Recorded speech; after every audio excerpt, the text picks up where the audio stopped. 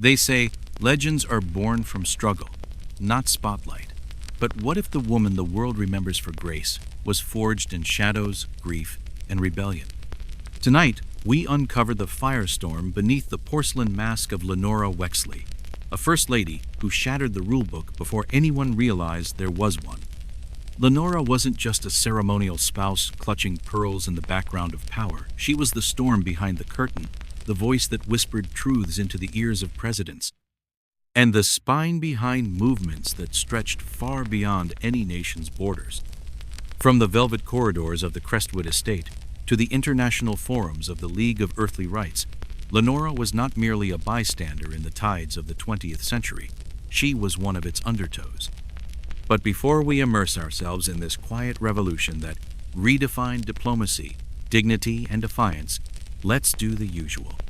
Give the video a quick thumbs up and hit subscribe, but only if you're into stories that unearth the layers they never taught in class. And hey, drop your location and local time in the comments. It's always fun to see who's vibing with us in the dead of night or the middle of a lunch break. Now, kill the overhead light. Let the hum of your fans set the mood, and prepare to step into the life of a woman who looked like royalty but walked like a rebel. Lenora Wexley's life began not in a cradle of comfort, but under a sky filled with expectation and silent sorrow. Born on October 11th, 1884, into one of the elite dynasties of Old York, the influential Wexley clan, her world sparkled on the outside. But peel back the shimmering wallpaper of the Wexley manor, and you'd find a house haunted by cold stares, broken hearts, and whispered regrets. Her mother, Antoinette Wexley, was the jewel of Eastern society, poised, fashionable, and known to win salons over with a single laugh. But behind closed doors, Antoinette wielded her beauty like a dagger, often turning it on her own daughter. She found Lenora's plain features and somber demeanor intolerable, dubbing her Sparrow, a nickname laced with mockery that stuck like a bruise. Lenora's hunger for her mother's affection was never satisfied, a need that curdled into silence and self-doubt. Her father, Elias Wexley, was the only warmth in that frigid mansion. He was the black sheep of the family, dashing, tender, and wholly unreliable. Elias had a heart that sang songs of adventure, but a liver that couldn't keep up. A gentleman by day and a ghost by night, his battle with the bottle was an open secret. Lenora idolized him. But at just 8 years old, her world shattered. Antoinette succumbed to a fever that swept the coast that winter. 2 years later, Elias, after a tragic spiral involving institutional confinement, died in silence, far from her reach. By age 10, Lenora was an orphan, her soul marooned in a grand house, now ruled by her stern and silent grandmother, Matilda Wexley. A woman whose idea of love was a properly set dinner table and an annual nod on birthdays. Under Matilda's roof, emotion was indecent, curiosity suspicious, and laughter, when it happened, was muffled behind a linen napkin. Lenora, tall for her age, thin as a reed, and quiet as snowfall, seemed to vanish in plain sight. But invisibility is not always a curse. Sometimes it's a cocoon. Alone with her thoughts, Lenora read anything she could get her hands on, from dusty encyclopedias to scandalous French novels Matilda would have fainted over. She questioned, she observed, and she wrote pages upon pages in a leather-bound journal she kept beneath her mattress. Through words, she built a secret world where a woman could be more than decorative. She could be dangerous. At 15, fate cracked open the window. She was sent across the ocean to Northfin Academy for Girls, a progressive institution nestled near Southport, just outside London. There, under the fierce and brilliant guidance of Miss Geneva Claremont, a woman whose corset hid a revolutionary heart, Lenora bloomed. Geneva didn't care for noble blood or etiquette. She cared for fire, intellect, and indignation. For the first time, Lenora's hunger for justice and truth wasn't scorned but celebrated. She was taught to debate, to stand her ground, and most importantly, to listen to the voices of the unseen. Those 3 years in England transformed her. The girl who had once whispered apologies into her pillow became someone who looked authority in the eye. Her posture straightened. Her voice no longer quivered. Her soul, though still tender with old grief, now had armor forged from clarity and purpose. Returning to America in the spring of her 19th year, Lenora stepped off the boat different. She no longer fit into the mold prepared for her. Society's ballrooms and tea parties felt hollow. And yet duty was duty. She was still a Vexley, and the debutante routine waited like a trap in silk. It was during one of these obligatory functions that she crossed paths with a charming, confident, and politically ambitious cousin from another branch of the family, Frederick D. Wexley, a golden boy with a gleam in his eye, and the family crest pinned proudly to his chest. He was everything she was expected to want: polished, patriotic, predictable. Their connection wasn't a spark, but a steady flame calculated, not chaotic. In 1905, they married in a quiet ceremony officiated by none other than President Theodore Vexley, Lenora's uncle, who famously whispered before walking her down the aisle, "Keep your chin up, girl. You're marrying into more than a man, you're marrying into a legacy." At first, Lenora did what society demanded. She bore children 6 in total, 5 surviving, and played the diligent hostess. But her home was never hers alone. Frederick's mother, the formidable Serafina Wexley, ran the household like a general commands a battalion. From nursery schedules to kitchen menus, Serafina dictated every detail, and Lenora, despite her worldliness, yielded for years. She wasn't the woman to fight over tablecloths or tantrums, not yet. But something stirred. Lenora began to volunteer quietly with the Benevolence League, a reformist group that worked in the rougher quarters of New Harbor. It was there, amidst soot-streaked walls and desperate eyes, that she found something she hadn't known she craved: purpose. While Serafina fussed over luncheon guest lists, Lenora walked the alleys of the forgotten, holding hands that hadn't known softness in years. Then came the fracture. In 1918, everything cracked. Lenora stumbled upon a bundle of letters, tender, longing, damning, between Frederick and her personal secretary, Lucille Mercier. The betrayal was surgical. Lenora, ever composed, confronted him. He begged forgiveness, cited political futures, pleaded for unity. She offered divorce. He refused. Advisors whispered about optics. Family threatened legacy. And so they stayed married legally, if not emotionally. From that moment on, their union shifted. They were no longer lovers. They were business partners in a sprawling, historic enterprise. Their public smiles worn like armor. Their private lives lived in parallel solitude. But in that heartbreak, Lenora was finally unshackled. The illusion of love lost allowed her to finally step outside the role of supportive wife and begin to build something for herself: a voice, a platform, a revolution dressed in satin. She began writing columns, speaking at rallies, mobilizing causes.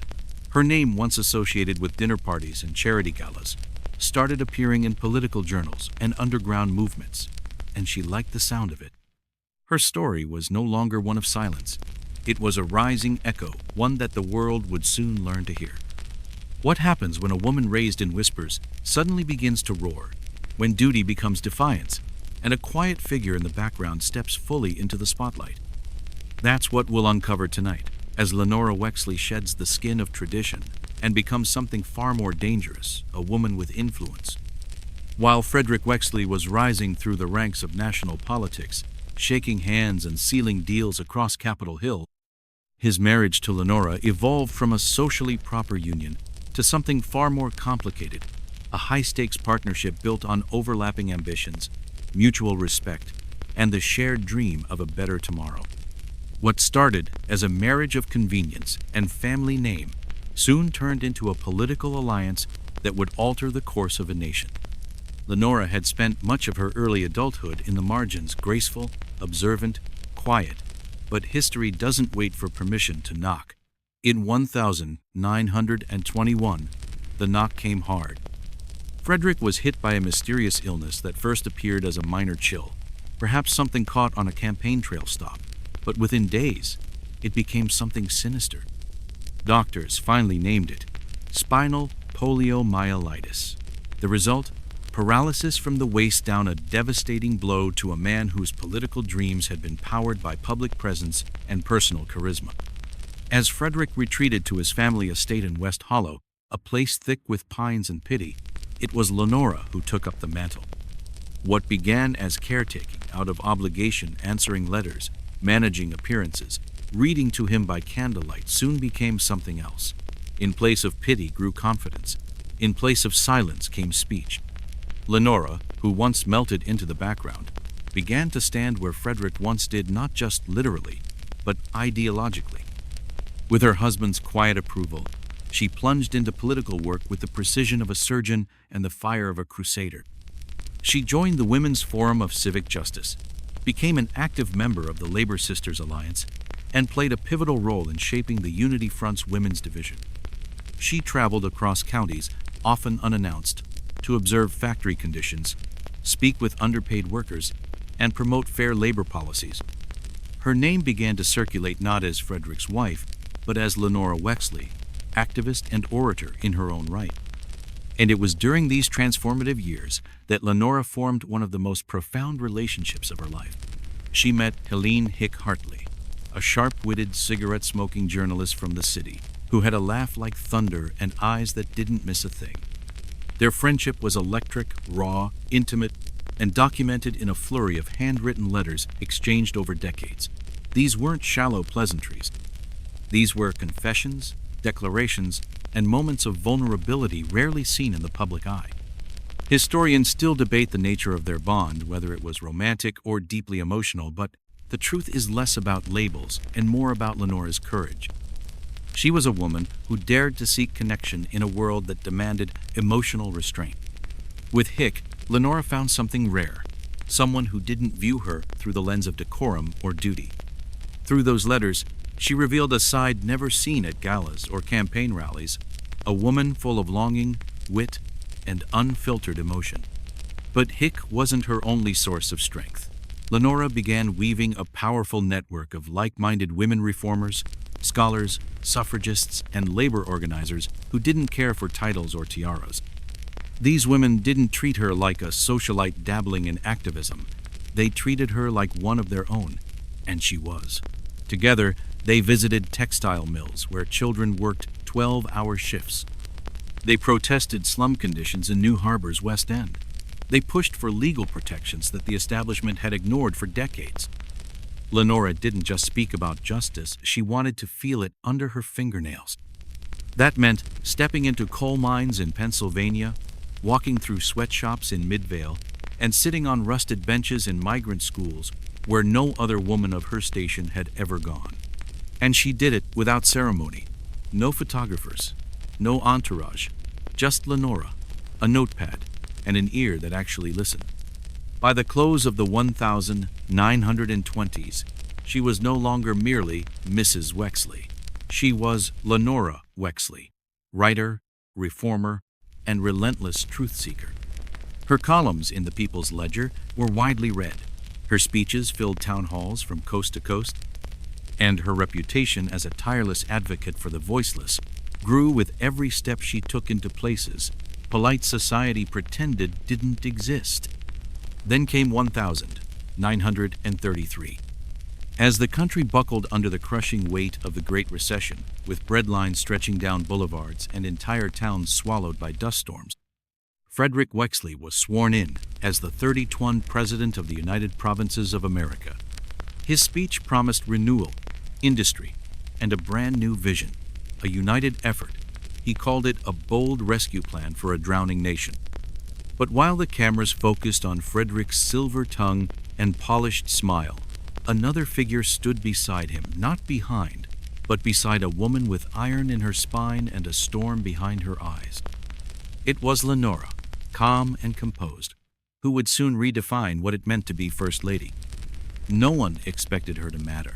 First Ladies, after all, were supposed to decorate rooms, pose for portraits, and avoid politics like they avoided red wine on lace. But Lenora didn't care for expectation. She had walked in the ash of coal towns and felt the blistering hunger in the eyes of abandoned mothers. She wasn't here to host tea, she was here to ignite change. Weeks after moving into the Eastgate house, she began to stir things up quietly, deliberately, and often alone. Without any press announcement, she began touring the places politicians didn't dare touch. She visited Appalachian mining communities devastated by company greed. She sat on dirt floors in the dust region, holding the hands of farmers who had lost everything to drought. And she walked, unescorted, into segregated southern towns where black families opened their doors to her, not because of who she married, but because she listened. Lenora took these experiences and turned them into something no First Lady had ever dared before: a public conversation. Her syndicated daily column, Morning Light, ran in every major city's paper by 1934. But it wasn't filled with fluff or pleasantries. It was raw. She wrote about the stench of unwashed children in factory slums, about the humiliation of soup lines, about race, class, dignity, not as a politician's wife, but as a witness. She didn't edit for comfort. She didn't dilute truth for tradition. And the country noticed. Then she did something even bolder. She held press conferences. Not one or two, but regular briefings, where she answered questions herself, and here's the kicker: she only allowed female journalists to attend. At a time when women in media were often reduced to society columns and fashion pages, Lenora's move was seismic. Suddenly, female reporters were at the heart of real national discourse, and they had Lenora to thank for the open door. They laughed at her, then they whispered about her, but the one thing no one could do was ignore her. When Lenora Wexley stepped into power, she didn't just fill a seat, she changed the furniture, opened the windows, and let in a hurricane of truth. At a time when most women in her position were expected to smile, wave, and disappear politely behind velvet curtains, Lenora made it clear she wasn't going anywhere, and she wasn't going to shut up. Female journalists, often pushed to cover corsets and garden parties, suddenly found themselves front row at press briefings hosted by the First Lady herself. Lenora wasn't just creating opportunity, she was making space where none existed before, and her very presence rattled the walls of the establishment. But power, especially when it looks and sounds different than expected, draws fire, and Lenora's rise was no exception. Critics bristled. They called her unfeminine, pushy, even accused her of meddling where she didn't belong. Political cartoons exaggerated her teeth, mocked her strong chin, and turned her passion into a punchline. The caricatures tried to shrink her, but Lenora didn't flinch. She kept speaking. She kept showing up. She refused to fold herself into the comfort of others' expectations. Instead, she leaned into the fire. She spoke with conviction about affordable housing, child labor reform, and racial equality topics that most politicians avoided like a bad scandal. She didn't wait for the country to be ready. She moved ahead, knowing the backlash would follow, but trusting that someone had to get uncomfortable first. Behind closed doors, her influence was just as potent. While Frederick Wexley guided the nation through one of the darkest chapters in its economic history, Lenora became his closest, most unfiltered advisor. Their marriage may have transformed, but their minds remained deeply aligned on one thing: service. After formal dinners, when the guests had retired and the staff cleared the plates, Lenora would slide handwritten notes across the table, letters from coal miners, transcripts of town hall meetings, whispered fears collected during her quiet visits across the country. These weren't policy memos. They were lifelines, the raw, human truths that rarely made it past polished advisors and media filters. Lenora wasn't interested in maintaining the illusion of a perfect nation. She wanted to confront its cracks. And she did, again and again, especially in the arenas that mattered most.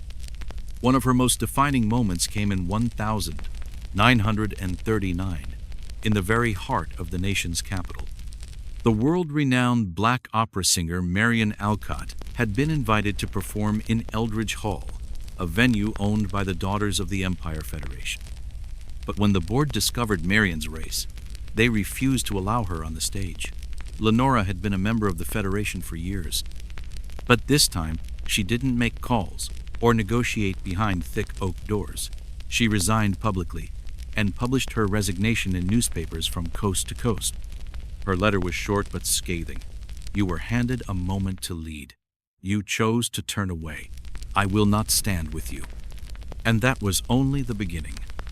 With Lenora's full backing, Marion performed in front of the Lincoln Monument that spring, not indoors, but under the open sky. Over 75, zero people gathered in silence as her voice rose through the morning air, echoing between columns, carved to honor liberty. And just to the side of the stage, out of the spotlight but right where she belonged, stood Lenora, the woman who had made it happen. Her advocacy for racial justice wasn't a one-time performance. It was a through line. She regularly welcomed black educators, labor leaders, and civil rights advocates into the Eastgate House, often to the scandal of conservative elites. One of her closest allies was Dr. Mercy Belford, an educator and activist who became both confidant and policy advisor. They were often seen walking the grounds together, deep in discussion about the state of housing, segregation, and education. Through her widely read column, Morning Light, Lenora began calling out racism not just in policy but in practice, naming slumlords, criticizing discriminatory banks, and demanding equitable funding for schools in disenfranchised districts. The backlash was swift. Hate mail poured in. Security had to be increased. Her approval ratings dipped. She didn't care. During World War II, as fear gripped the country in waves and suspicion turned neighbor against neighbor, Lenora once again stepped out of line in the best way. When the government began relocating citizens of Estonian descent to internment camps, she was one of the few in Washington to object vehemently, visibly. She visited the camps herself, unaccompanied, untelevised, and spoke directly with those imprisoned within fences for no crime at all. After one such visit, she returned and published a column that simply read, "We have traded our principles for our fear, and the price is too high." She would call the camps a national mistake, years before most dared to admit it. For Lenora, truth wasn't optional, and she understood its cost. It meant rejection. It meant isolation. It meant waking up to find herself ridiculed, threatened, and vilified. But it also meant that the people who had no voice suddenly had one, and it sounded a lot like hers. Her loyalty wasn't to a party, or a name, or even a role. It was to dignity, the simple, aching idea that every human being deserved to be seen, heard, and respected. And that loyalty would carry her into the most unexpected chapter of her public life long after her days as First Lady had ended. Of course, to the world outside, the Wexley marriage looked like a rock-solid political dynasty. They waved from balconies, exchanged witty glances in front of cameras, and made speeches with perfect poise. But behind the symbolism was something far more fragile and far more real. The truth? Their marriage had been fractured for years, ever since Frederick's affair with Lucille Mercier came to light in 1918. While they kept the public alliance intact for the sake of appearances and shared ideals, the emotional rupture between them never fully healed. They began living separate lives, often under the same roof, sometimes not. She traveled more frequently. He remained tethered to state matters and advisors. They shared strategy, but not intimacy. And so, Lenora sought connection elsewhere. Her most deeply emotional relationship was undeniably with Helene Hick Hartley, the Associated Post reporter whose no-nonsense exterior hid a fiercely tender soul. Over the course of their friendship, they exchanged thousands of letters, intimate, lyrical, confessional. In them, Lenora addressed Hick with endearments like darling, dearest friend, and at times, my heart. Were they lovers? Some say yes, others say the bondified categories. But what remains undeniable is this. Hick gave Lenora something that no title, platform, or power ever could: unconditional affection, a mirror that didn't distort, a soul that listened. And it wasn't just Hick. Lenora surrounded herself with an inner circle of women who nourished her spirit: activists, educators, writers, and reformers. From Clara Dunley, the crusading lawyer who helped reform juvenile justice laws, to Sabine Marsh, a poet-turned-housing advocate, these women formed a constellation around Lenora. Not satellites orbiting her fame, but stars in their own right. In them, she found a truth that had eluded her for years, that love in all its forms is what powers change, that conviction without connection is brittle, and that strength can coexist with softness, not in spite of it, but because of it. Love is rarely simple. Power never is. And when the two intertwine behind velvet curtains and political headlines, the truth is often far messier than the myth. For Lenora Wexley, First Lady turned global conscience, the contradictions of public life and personal longing were never separated. They were sewn together like opposite threads in the same relentless tapestry. Her marriage to President Frederick Wexley had long ceased being romantic. The love that once sparkled in their youth had been cracked open by betrayal and stitched shut by politics. And yet, their bond endured not as husband and wife in the sentimental sense, but as allies, locked in shared mission, shared history, and an unspoken understanding of duty. But emotional solitude is its own quiet famine. Lenora found what her marriage no longer offered: emotional warmth, intellectual stimulation, and companionship in her circle of kindred spirits. These weren't decorative friendships born of status or convenience.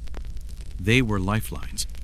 Women like Helene Hick Hartley, the hard-edged reporter with an unexpectedly poetic soul, and Clara Dunley, the relentless education reformist who never wore the same pair of shoes twice, became her emotional anchors. Their conversations didn't revolve around dinner menus or dress colors, but justice, fatigue, frustration, dreams. These women nourished her. They saw her. And that, more than any state banquet or gala, sustained her through years of private heartbreak and public scrutiny. Meanwhile, Frederick, despite the quiet understanding between them, continued his relationship with Lucille Mercier, the woman at the center of the infamous betrayal that had fractured their marriage back in 1918. The emotional tether between Frederick and Lucille, though damaged by scandal, was never truly severed.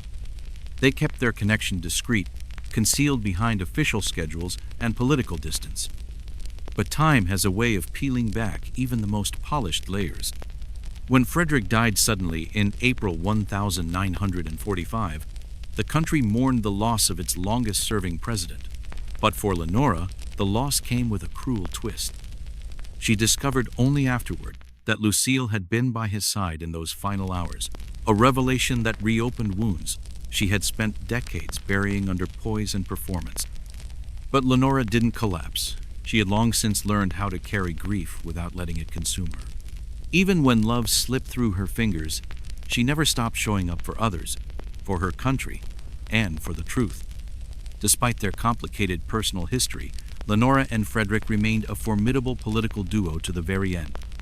While his advisors spoke of policy in abstract terms, Lenora gave him reality, the raw, unvarnished truths she gathered from dusty roads, crowded tenements, and hushed conversations across the country. She kept him grounded. She reminded him of the lives their decisions touched. Some said she was his conscience. Others said she was his mirror. Either way, their partnership defied conventional labels. It wasn't a fairy tale. It was something grittier, more resilient, and profoundly human. So when Frederick passed away, many assumed Lenora would finally retreat. After all, she had served as First Lady longer than any woman in history. Surely now, she'd retire to the countryside, write a few memoirs, perhaps knit sweaters for grandchildren, and enjoy well-earned peace. But Lenora had no interest in fading into anyone's footnote. In fact, her most influential chapter was only just beginning. Later that same year, President Harry Daltram asked her to serve as a delegate to the newly formed World Council of Nations, a surprising move to many in the Washington establishment. She wasn't a trained diplomat. She didn't hold a law degree.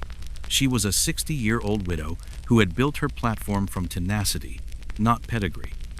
But Daltram saw what others missed: Lenora's moral authority, her battle-tested compassion, her rare ability to speak across borders, not as a bureaucrat, but as a human being who had walked through fire and come out stronger. And so, Lenora said yes. When she walked into the sprawling glass corridors of the World Assembly Tower, she wasn't just carrying a briefcase, she was carrying the hopes of factory workers, displaced children, coal miners, immigrant families, and marginalized voices from every forgotten corner she had ever visited. She carried truth. She carried the weight of the world not as a burden, but as a purpose. She was soon appointed chair of the Global Commission on Human Worth, an ambitious and nearly impossible task. The world was still reeling from the carnage of World War II, millions dead, cities in ash, nations deeply fractured.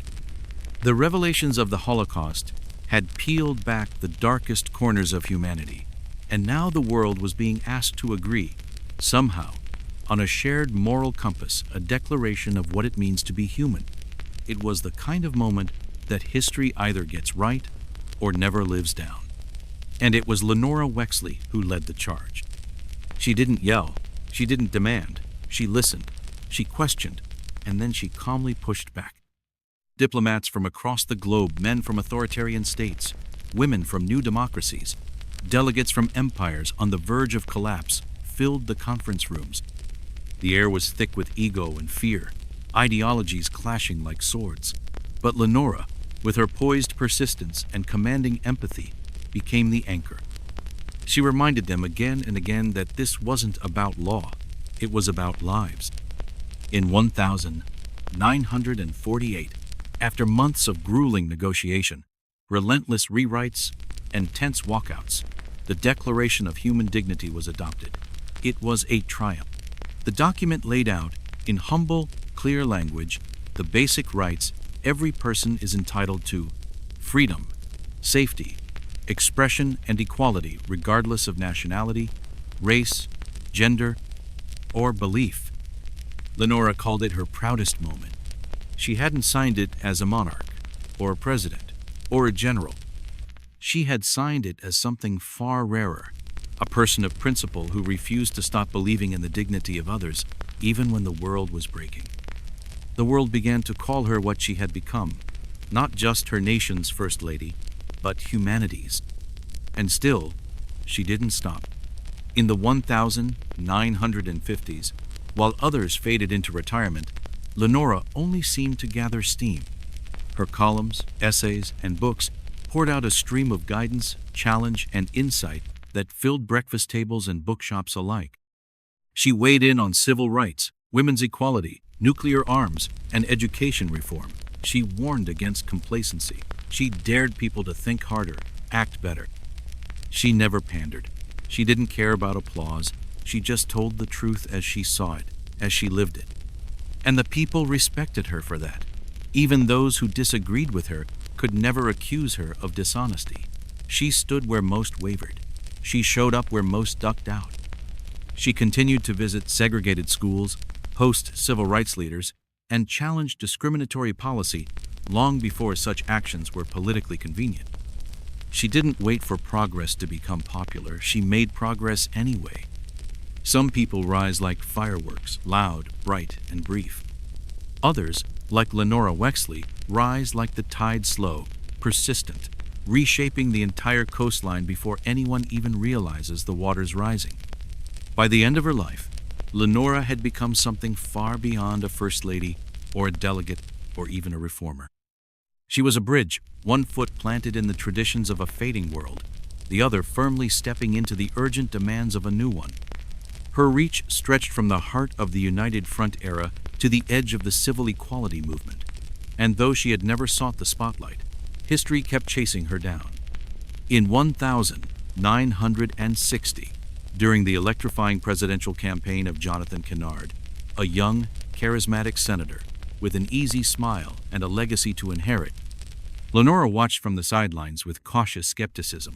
Despite the buzz around him, she wasn't quick to support his bid for the highest office. She worried, not without reason, that his public charm might conceal a lack of commitment to the deeper, more dangerous work of racial justice. But time has a way of revealing character. Kennard, aware of Lenora's enormous moral weight, sought her counsel. Over several private meetings, their guarded skepticism gave way to something stronger: mutual respect. He admired her blunt honesty and unwillingness to flatter power. She admired his willingness to listen, really listen, even when what he heard made him uncomfortable. After his election, Kennard asked Lenora to chair the Presidential Commission on Women's Progress, a groundbreaking initiative that would give her yet another platform to challenge structural injustice. And although her body was beginning to betray her joints stiffening, fatigue pressing in like a tide, she accepted without hesitation. Even as the weight of age bore down, Lenora's mind remained razor-sharp. She continued to lecture at universities, sometimes seated, sometimes with a cane, always with a presence that silenced rooms. She still answered letters from ordinary citizens, housewives in Illinois, coal workers in West Virginia, immigrant students in Boston, and she responded with real thought, real compassion. In every envelope, she saw a person. Not a voter, not a number, not a demographic, a human being who mattered. She once wrote in a column, "It is better to light a candle than to curse the dark." And that's exactly what she did, right to the end. Even as her hands trembled with age, the flame in her voice never flickered, gentle, steady, unapologetically bright. Lenora Wexley died quietly on November 7th, 1962, at the age of 78, with no fanfare, no final statement, no choreographed farewell. But the silence that followed her passing was deafening. Around the world, leaders lowered flags, activists lit candles, and families who had never met her mourned her like one of their own. She had not just served, she had transformed what public service could mean. She wasn't mourned as a former First Lady. She was remembered as a symbol of courage, empathy, and undying conviction, a woman who never bowed to power but instead stared it down until it blinked. But in many ways, her departure only amplified her voice. She had never sought celebrity. She had never indulged in vanity. Her strength wasn't dramatic. It was quiet and enduring, the kind that moves mountains inch by inch. And so her influence grew even after her death. Her quotes, once overlooked, began to appear in textbooks. Her speeches, once criticized for being too blunt, were studied by new generations of leaders. Her words, like seeds buried in cold soil, began to bloom long after she was gone. Her legacy wasn't built on applause, it was built on change. From the Declaration of Human Dignity she helped forge in 1948 to her fearless criticism of systemic inequality, Lenora's fingerprints were all over the foundation of modern democracy. But her greatest contribution wasn't a law, a policy, or a document. It was an idea. That anyone, no matter how invisible, how marginalized, how ordinary, could rise. That leadership wasn't about titles or birthrights.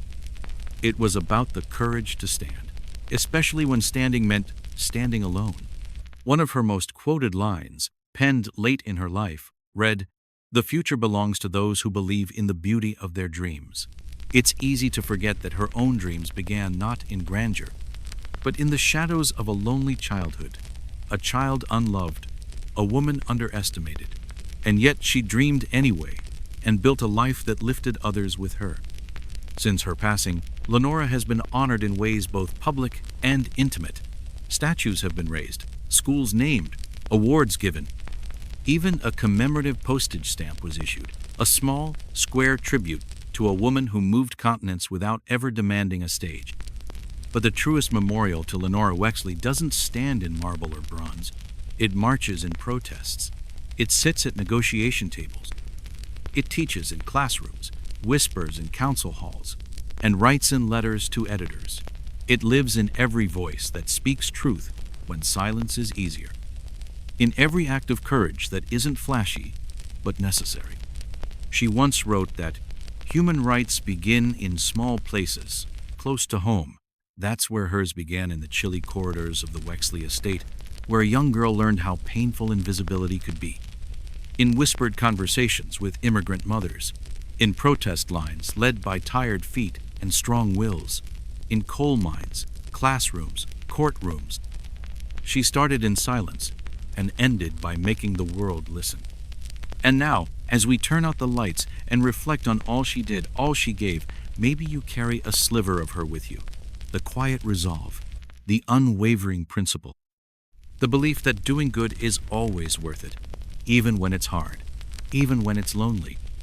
Because sometimes, the most powerful people in history aren't the loudest. They're the ones who never stop listening, and who teach the rest of us how to hear. It didn't start with a crash, it started with a crack. A whisper in the wires of the stock exchange, a tremble beneath the marble floors of moneyed towers.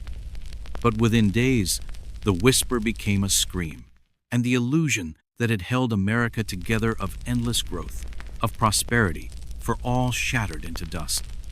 By the end of that fateful October morning in 1929, the heart of New York's Central Exchange had ruptured. At first, a few numbers dipped. Then they dropped. Then they collapsed entirely. What had once been a temple to American optimism, all brass railings, shouted bets, and limitless ambition, turned into a battlefield of despair. Paper fortunes evaporated. Bankers wept openly. Investors clawed at each other like drowning men. But the fall of the stock market was not the cause of the Great Depression. It was simply the spark that lit a forest already dry and crumbling. Behind the glittering 1920s, the roaring dances, the champagne bubbles, the soaring buildings and jazz-fed dreams, was a reality built on fragile speculation, unchecked risk, and grotesque inequality. The crash only revealed what was already true. The American financial system had been teetering on a throne of dice, and now the house had come down. By 1930, the shockwaves of the collapse had spread far beyond the exchange floor. It became clear this wasn't just a market correction. It was a national, and eventually, a global catastrophe. The dream was broken, and it wasn't just about money. It was about trust, security, identity. The numbers painted one kind of picture: billions in losses, unemployment soaring, wages slashed.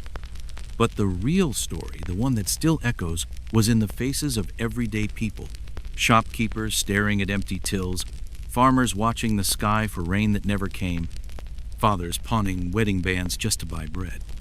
By 1933, the United Provinces were suffocating beneath the grip of economic collapse.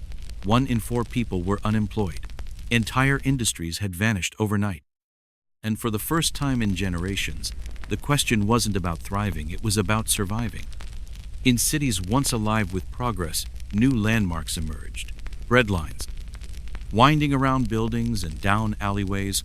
These lines of worn men in patched coats and faded hats stood for hours, waiting for a bowl of thin soup or a stale heel of bread. Sometimes, those meals were the only food they would see all day. Churches became soup kitchens, private homes became sanctuaries, and patience became the most traded currency in America. On the outskirts of those same cities, new settlements rose not with cranes or blueprints, but with desperation. Hartford camps, named bitterly after President Harold Hartford, became shorthand for the government's failure to act. These makeshift towns built from tin scraps, cardboard, and broken hopes became haphazard communities of the forgotten. Entire families lived in boxcars. They burned old newspapers to stay warm. They boiled shoe leather into soup. Children played with rocks and wire. These weren't homeless camps. They were the ruins of a system that had promised too much and protected too little. Inside the homes that still had roofs, life was just as hollow. Mothers skipped meals so their children could eat. Fathers, once proud wage earners, turned to bartering goods and labor. A sack of flour might buy a day of wood chopping. A few hours of sewing might be exchanged for coal.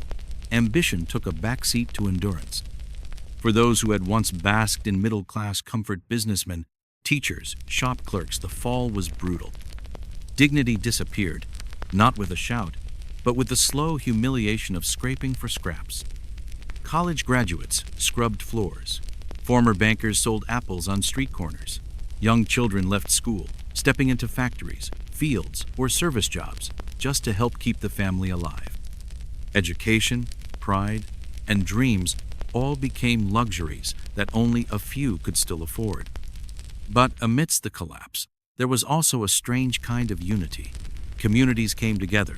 pooling what little they had to support one another. Neighbors shared meals. Churches opened their basements to the hungry. Clothing was passed between families like heirlooms. In the darkest corners of despair, solidarity flickered like a candle, faint but real. Yet for many, the pain of the cities was just one chapter in a broader tragedy. Out in the Midlands, where America's breadbasket had once fed the world, a different monster stirred, one born not of greed, but of nature. It began with a drought, slow, steady, merciless. In states like Dakota Plains, Arkona, Western Texoma, and New Mercia, rain stopped falling. The soil, once rich and generous, turned hard and cracked like broken pottery. For decades, farmers had pushed the land too far, tearing up native grasses, plowing endlessly for wheat during the boom. When prices soared, they planted more. But the grasses had served a purpose. They held moisture, anchored the earth. Without them, the land became a coffin waiting to be sealed. And then came the wind. In 1932, dust storms began to form slowly at first, then monstrously. They towered like black walls, some stretching hundreds of miles. They swallowed farms, killed livestock, and turned noon into midnight. These tempests didn't just blot out the sun, they blotted out hope. Dust settled into every crack, every drawer, every lung. Babies coughed until they turned blue. Old men died gasping. Crops withered before they had a chance to grow. Families tried to hold on. They taped windows, hung wet sheets over doorways, slept in basements with handkerchiefs over their faces. But the dust always found a way in. And eventually, it drove people out. One by one, families packed what they could, pots, photos, broken furniture, and fled westward, hoping for work in the orchards of Calvada or the lumber camps of Norshire. They traveled in rusted trucks, on foot, in boxcars. They left behind everything but the will to survive. These weren't just migrants, they were refugees from their own country, casualties of an economic system and environmental ignorance colliding in the most punishing way. They told their stories in broken sentences, in dirty fingernails and road maps scrawled on cardboard, in calloused hands offering to do any work, for any pay, from anyone who'd take them. And yet, through it all, the breadlines, the camps, the wind and the dust, there remained something else. Something even more persistent than poverty, resilience. Americans didn't riot in the streets. They stood in line. They shared. They endured. And slowly, painfully, they began to ask the one question that would define the next decade. How do we build something that lasts? Because the collapse had shown them what didn't work. Systems without safety nets, leaders without empathy, prosperity built on the backs of the already burdened. They didn't want revenge. They wanted reform. And as the Depression dragged on, as the skies remained dry, and the factories stayed silent, the people waited for a leader, for a plan, for a promise that wasn't empty. They had seen what ambition without responsibility looked like. Now, they were ready for something else. They were ready for change.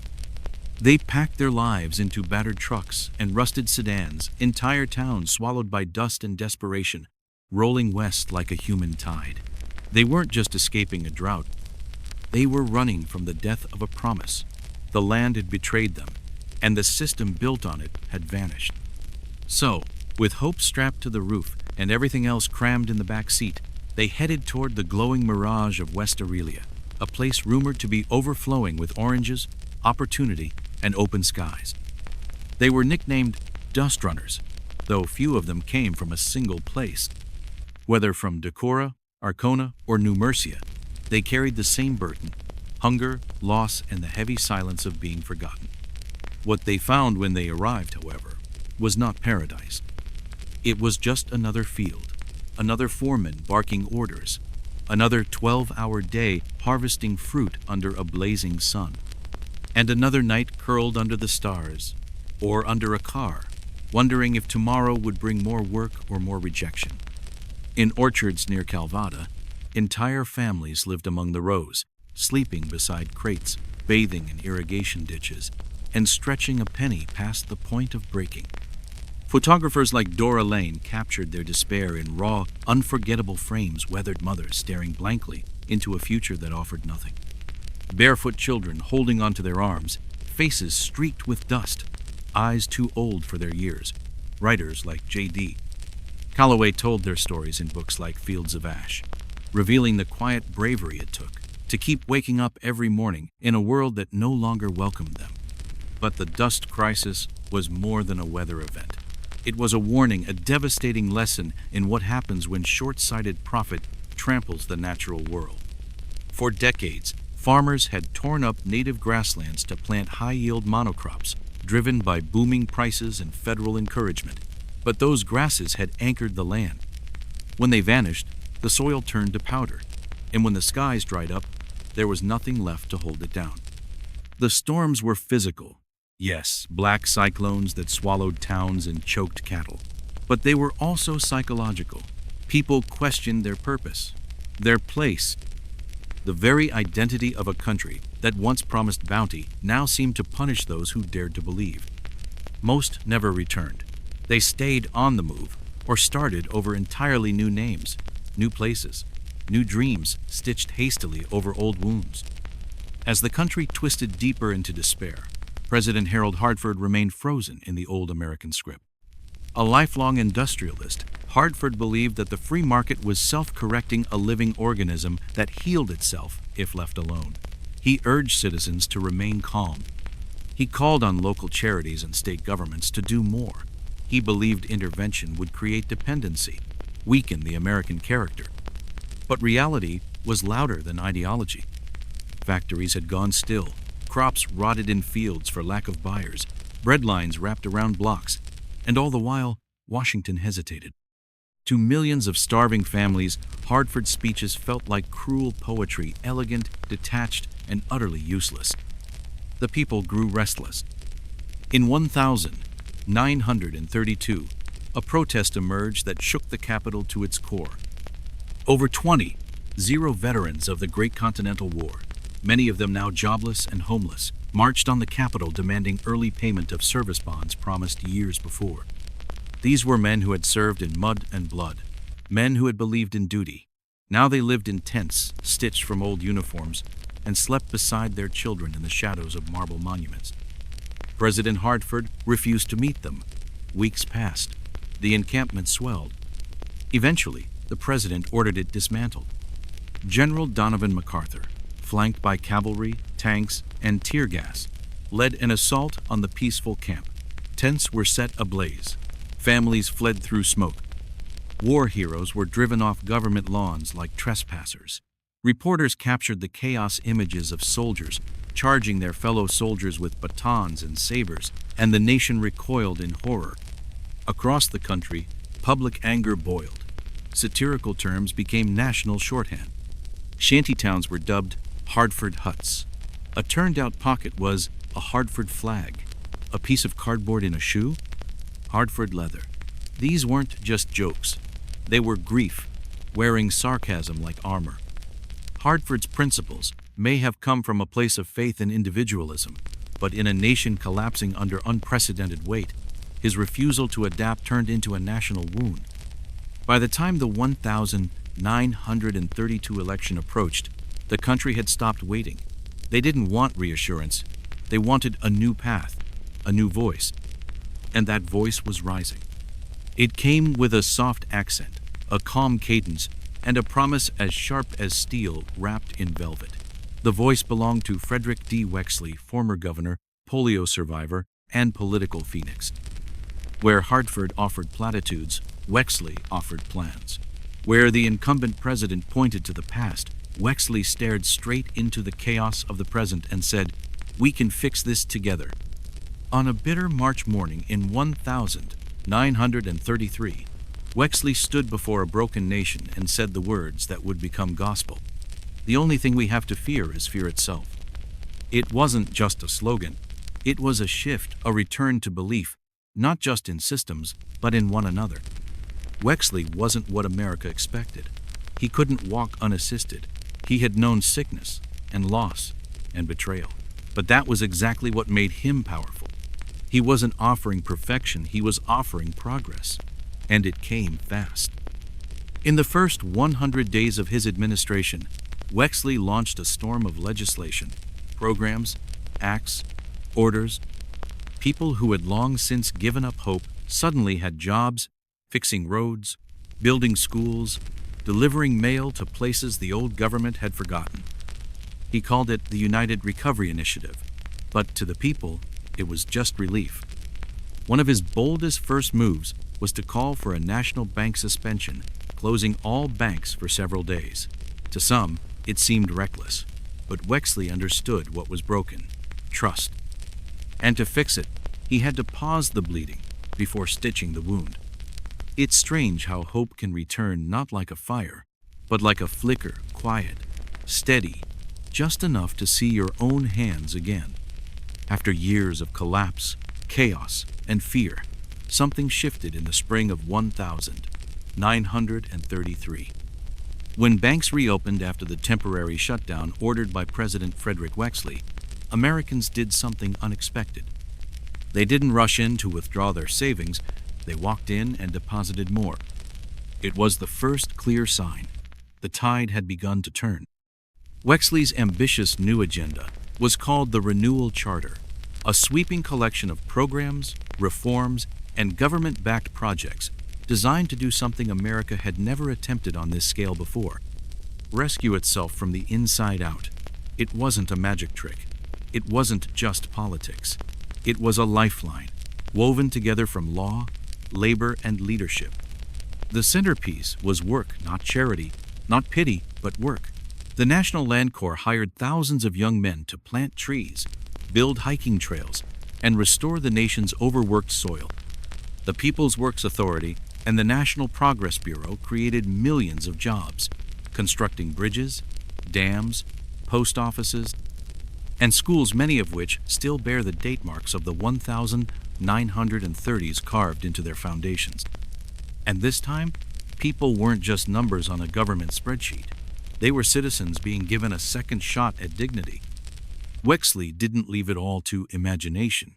He spoke directly to the people in what became known as his Hearthside addresses, quiet, warm radio broadcasts that broke down complicated legislation into stories and analogies.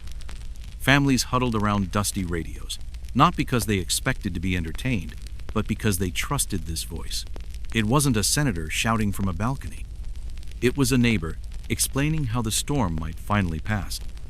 Critics called it propaganda. Supporters called it humanity. But no one could deny that something had changed. After years of drift, there was direction again, purpose, and the fragile belief that maybe, just maybe, the government could be a force for good. The transformation wasn't dramatic. There were no parades for the unemployed, no fireworks above half-finished dams. But little by little, the rhythm of life began to change. Men woke with purpose again, not always to executive offices or gilded factories, but to paintbrushes, shovels, plows, and blueprints. Work crews carved trails into the wilderness. Architects mapped roads that would one day connect forgotten towns. Bricklayers built schools from the ground up. Painters filled walls with murals. Writers documented stories. Musicians traveled from town to town performing in public parks. The Land Corps camps became rites of passage for young men, their first taste of responsibility, often their first steady paycheck. They lived communally, sent money home, and left fingerprints all over the national landscape in the timber shelters of Stonebrook Park, in the winding paths of the Blue Spine Mountains, in the camps that dotted the forests of East Crestfield. Meanwhile, the National Progress Bureau didn't just employ masons and carpenters. It hired poets, playwrights, and photographers. In town squares, actors performed public plays about work and struggle. In post offices, artists painted entire walls to honor the American laborer, no longer invisible, but monumental. In quiet parlors, oral historians recorded the words of former enslaved people, capturing voices that had almost slipped from history's grasp. This wasn't just rebuilding.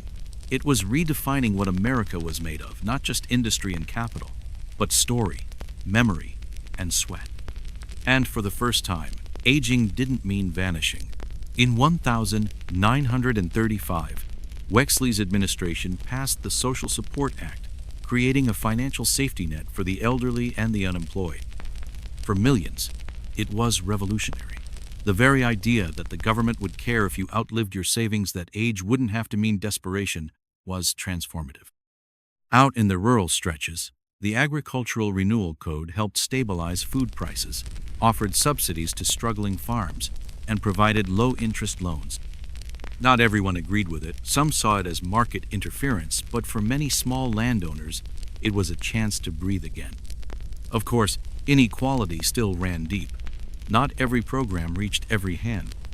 Racial divides still split the landscape, and women were often relegated to the sidelines despite their labor in homes, fields, and kitchens.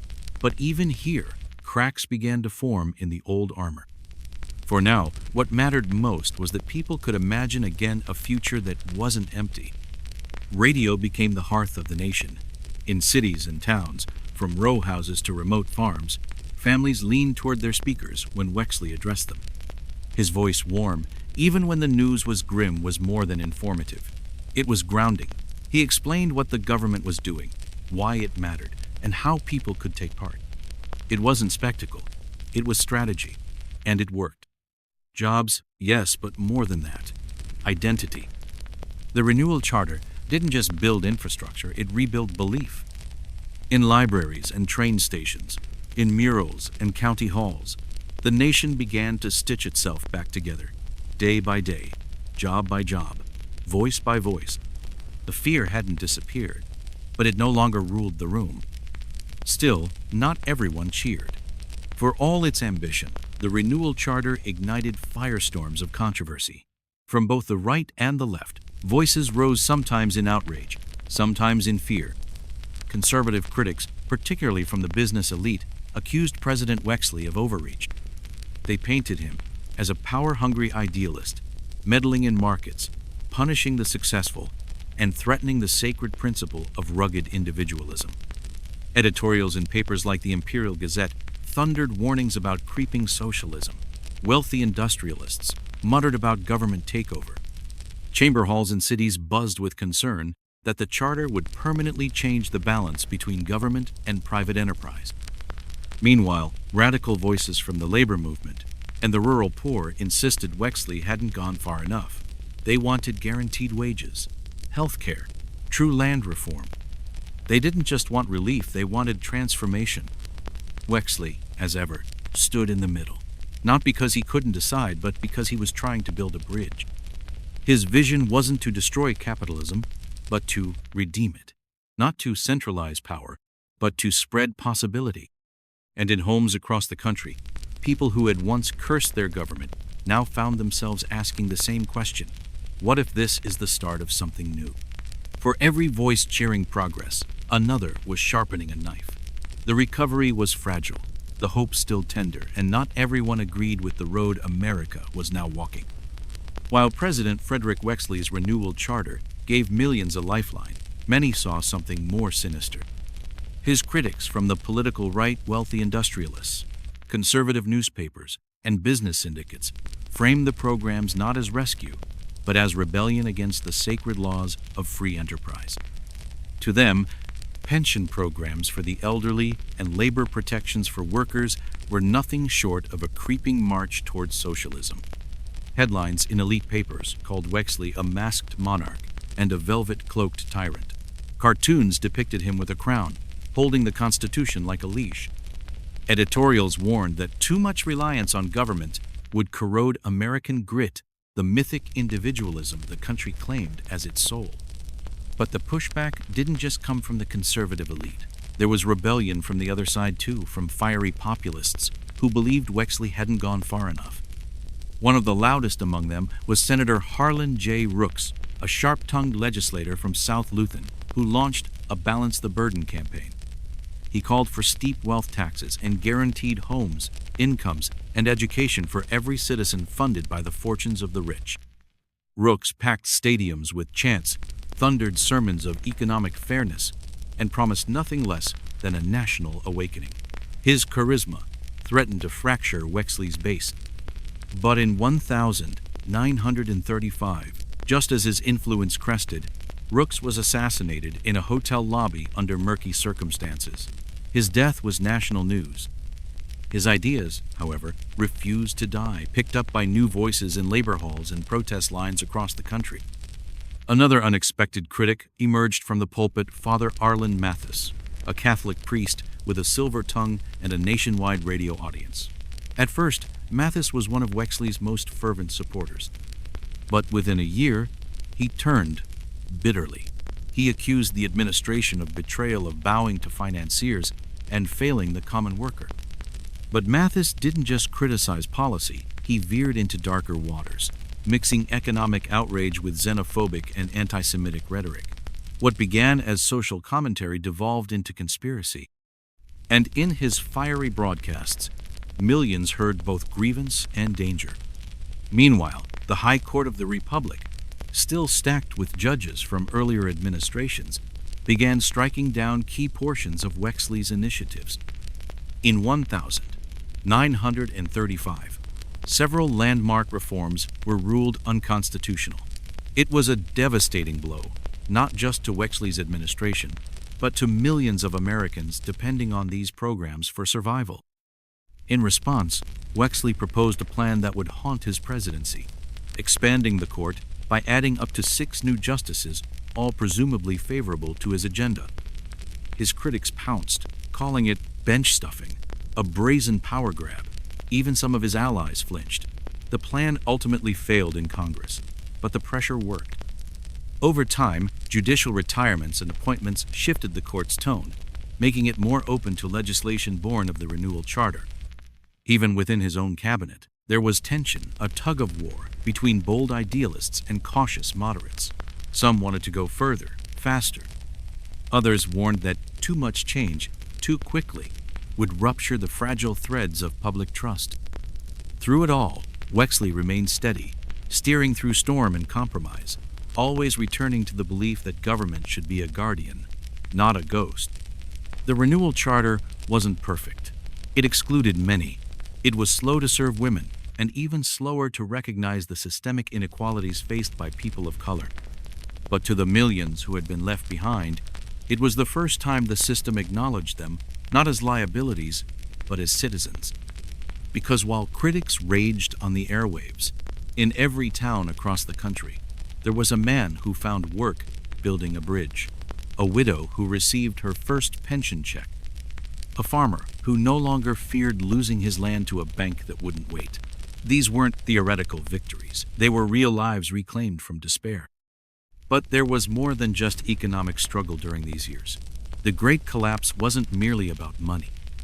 It was a spiritual reckoning, a transformation of how Americans saw themselves, their country, and each other. In the tension of loss, something new began to grow, art that remembered. Photographers hired by the People's Rural Bureau, a government arts program, roamed the country capturing life as it was raw, unfiltered, unposed. Images of hunger, resilience, quiet dignity. The most famous among them, a haunting photo titled "Mother on the Edge" by Dora Lane, showed a gaunt woman with her children clinging to her sleeves, eyes staring into the distance, not in despair, but in stubborn hope. The photo became a symbol, not just of suffering, but of survival. Writers responded too. Novelist J.J. Stenbridge's Ash Grit chronicled the tale of the Lowe family, forced from their farm in the Midlands, chasing work along dusty highways, lost somewhere between dignity and dust. It was more than fiction. It was a mirror. Critics hailed it. The public passed it from hand to calloused hand. Writers like Rita Bell and Calvin Wright explored the intersections of race, class, and identity voices that had long been silenced, finding space in government-funded programs like the Federal Words Collective. Oral histories were recorded, slave narratives preserved, regional stories mapped and shared. For the first time, the government wasn't just building bridges and roads. It was paying people to tell stories. And in song, too, America spoke. Folk musicians like Walt Granger roamed from camp to town, strumming out anthems of solidarity and protest. His battered guitar, famously branded with the words "Truth Eats Tyranny," became as iconic as the man himself. His song, "This Land, These Hands," was sung by migrant workers, by miners, by children on stoops. His ballads weren't polished, but they mattered. Cinema offered escape. For a dime, people could slip into velvet chairs and forget just for a while. They danced with silver screen stars, laughed with slapstick clowns, and wandered into technicolor dreams of faraway lands. Movies like Heart of the Valley and Mr. Kind Goes to Capital brought hope and moral clarity when real life offered so little of either. The arts during the collapse weren't distractions, they were survival. In dust-choked towns and soup kitchens, the imagination still lit candles against the dark. By the late 1930s, there was no single moment of victory, no parade, but slowly, surely, things stabilized. The panic that once gripped banks and street corners began to ease. Factories sputtered back to life. Fields grew green again. The economy hadn't fully recovered. Unemployment remained high. Wages remained low. Inequality persisted. But something had changed in the national bloodstream. Belief. Belief that the worst could pass. That the people mattered. That even in a broken system, someone could reach in and rebuild. The renewal charter wasn't the final word, but it was a turning point. And in its wake, a nation began to remember who it was and who it might still become.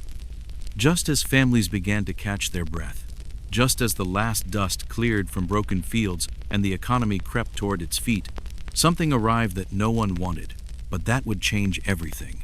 War. In 1939, distant thunder rolled across Europe. Nations mobilized, alliances ignited, and battlefields bloomed again with iron and blood. At first, the United Provinces remained officially neutral, watching from across the sea, reluctant to join a conflict they weren't yet ready to call their own. But neutrality didn't mean inaction. Almost overnight, the nation's factories flickered back to life. Idle machines, silent for years, roared once more. Assembly lines that had rusted during the Depression began cranking out tanks, artillery, and boots. Aircraft plants sprouted like crops. Rail yards clanged with cargo. The sudden demand from allied nations for weapons and supplies turned economic misery into a new kind of motion, war-driven recovery. The transformation was swift, shocking, and all-consuming. When the attack on Port Halcyon in 1941 thrust the nation directly into the conflict, there was no turning back. What followed was not just a military mobilization, but a national metamorphosis. Factories never slept. Lights stayed on day and night. Shift whistles rang in the dark. Entire cities became machines, churning out the raw materials of modern warfare. The draft pulled millions of men into military service. But the vacancy they left behind created space. Space that women filled with courage, purpose, and resilience. And so, Reina the Riveter was born not just a poster, not just a slogan, but a seismic cultural shift. Women rolled up sleeves, tied back their hair, and walked into foundries and factories, lathes and loading docks. They built the backbone of the war machine, and in doing so, redefined what womanhood could mean in modern America. War had accomplished what recovery programs alone could not. Unemployment vanished. Families had income again. Money flowed. For the first time in over a decade, people weren't just surviving, they were participating in a forward march. Yes, there were ration books. Yes, there were sacrifices. But now, those sacrifices felt like contributions, not burdens. The Great Collapse was finally ending, not with a legislative ribbon or a speech, but in the roaring furnace of total war. Still, the trauma of the previous decade never disappeared. Americans had lived through too much to forget how quickly a system could betray them. They carried with them the hard-won lessons of the 1930s of hollow banks, failed crops, and empty promises. And those lessons became something more than memory. They became doctrine. Programs like Social Security, once radical, were now permanent fixtures. Worker protections, once controversial, were increasingly untouchable. The belief that government had a role in defending its people from collapse had taken root. And even the most conservative voices found themselves adapting to a new reality, Americans wanted safety nets, not just bootstraps. The war changed the world, but the Depression had changed the people. A generation that had once idolized wealth now respected endurance. They knew that fortunes could evaporate, that opportunity could be rigged, that solidarity mattered more than status. The crisis hadn't just rewritten laws, it had rewritten culture. It had taught them humility, taught them that progress wasn't inevitable, taught them that democracy wasn't self-sustaining, it had to be defended, not only from outside threats, but from the rot of neglect. And when the final bombs fell, when the soldiers returned, and when the steel of war cooled America entered a new age, one built atop the ashes of two trials, economic despair and global warfare. But while factories had roared and economies recovered, the human toll was not forgotten. In quiet corners of the country, families still bore scars, emotional, financial, physical. And in the middle of this transition, the role of the state remained contested. Would government now withdraw, content with having done its duty? Or would it stay engaged, continue to guide? The answer came not in sweeping policy, but in the quiet durability of what had been built during the renewal years. The programs stayed, the protection stayed, the mindset stayed. Americans now expected more from their institutions, not less. And yet, even with progress, challenges loomed. Old divisions remained: racial inequality, gender bias, class stratification. The economic engine had restarted, yes, but not everyone was riding in the same car. Still, a foundation had been laid, one deeper and sturdier than what came before. In the midst of this national reinvention, the arts born during the depths of the Depression continued to thrive. The photographers who had once documented hardship now turned their lenses toward reconstruction. Writers who had penned stories of dust and displacement now explored themes of return, reintegration, and rebirth. Dora Lane's lens, once focused on famine, now captured post-war reunions. J.J. Stenbridge wrote After Ashes, the follow-up to his great collapse-era novel, now centered on rebuilding community after trauma. Folk singer Walt Granger recorded ballads for peace, songs filled with both pride and caution, reminders that memory was the first defense against repetition. Cinema flourished as well. Newsreels, patriotic films, dramas of sacrifice and redemption all gave Americans a story to rally around, to make sense of what they had endured. The war may have ended the Depression economically, but the arts preserved its emotional truth. As the country walked forward into prosperity, the echoes of breadlines and dust storms remained, not as wounds, but as warnings. Warnings that economies can break, that people can be forgotten, that the system is only as strong as its most vulnerable citizen. The story of the Depression wasn't just one of failure, it was one of transformation. From despair to determination, from abandonment to action, from fractured to reforged. And while survival had once been the goal, it had never been the end. It was always the beginning of a new kind of American identity, one rooted not just in individualism, but in community. Not just in enterprise, but in empathy. The generation that weathered the storm did not emerge unscathed, but they emerged with something more enduring than wealth. They emerged with wisdom. And as they passed that wisdom down through song, story, and civic duty, they left behind a quiet but powerful message. The true strength of a nation is not how high it soars in good times, but how deeply it stands when the world goes dark. It's one thing to record your thoughts. It's another to leave behind a mirror of your mind, reversed, fragmented, and encrypted not with codes, but with curiosity. Leontius Vincaro, a man whose genius stretched beyond eras, didn't just write in notebooks, he created portals, windows not into the world around him, but into the world as it could be. Centuries before flying machines soared through clouds, before submersibles explored the ocean floor, before machines learned to think, Leontius was sketching them all by hand, in silence, without fanfare. And he wrote it all backwards. His pages, written from right to left, have baffled historians and scholars for generations. Some claim it was to protect his ideas a primitive encryption method. Others say it was a defensive tactic, a way to shield himself from the church or political enemies. And then there are those who suggest it was purely practical, the solution of a left-handed man avoiding ink smudges as he wrote across the page. The truth, as with all things Leontius, lies in the in-between. His reverse script, winding elegantly like a stream curling against the tide, wasn't a barrier.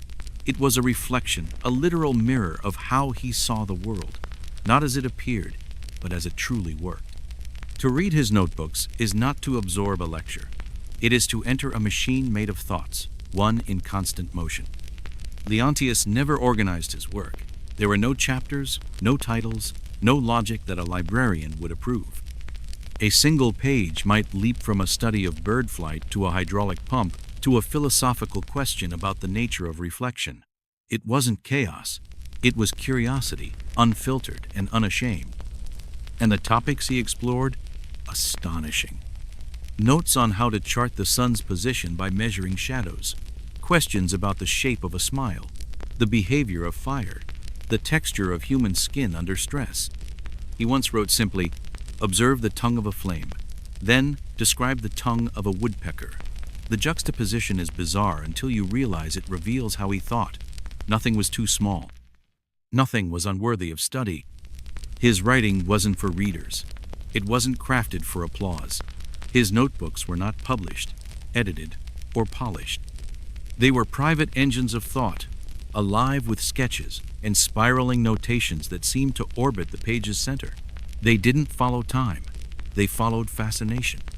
And what makes the work so enduring is that it wasn't just smart, it was beautiful. The handwriting flowed like music. Even the way he drew with long, swooping curves and precise line weight suggested a hand not just trained in draftsmanship, but moved by poetry. His anatomical sketches breathe. His architectural notes rise like cathedrals. His mechanical diagrams thrum with imagined motion. And yet, Leontius never explained the mirror writing. He left no note, no key, no confession. He simply kept writing page after page, year after year, until his notebooks became his second voice, a voice heard now across centuries.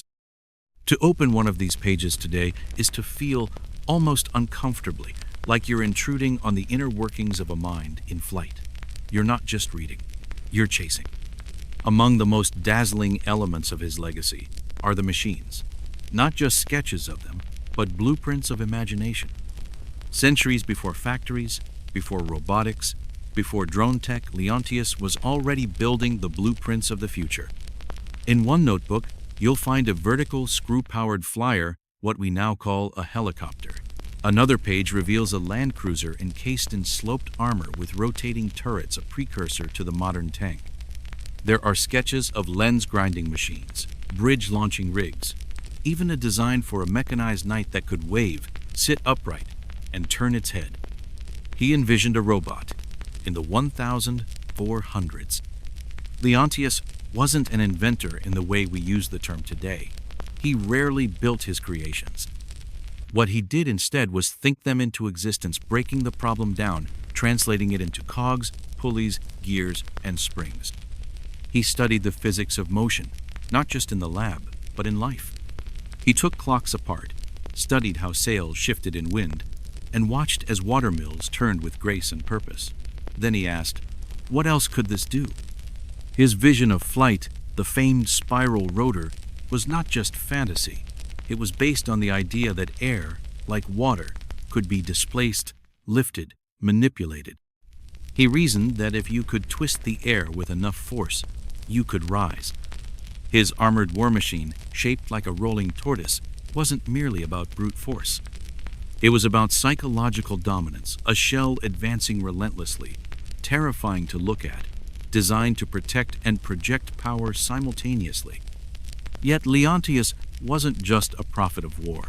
He sketched peaceful technologies, 2 irrigation channels, city aqueducts, floating bridges, even early concepts for renewable energy. Every page seemed to whisper the same question: what else is possible? And though many of his designs were never built, some due to the lack of materials, Others, because the engines to power them hadn't yet been conceived, they were still complete in thought. That was his gift. He wasn't limited by what was. He lived entirely in what could be.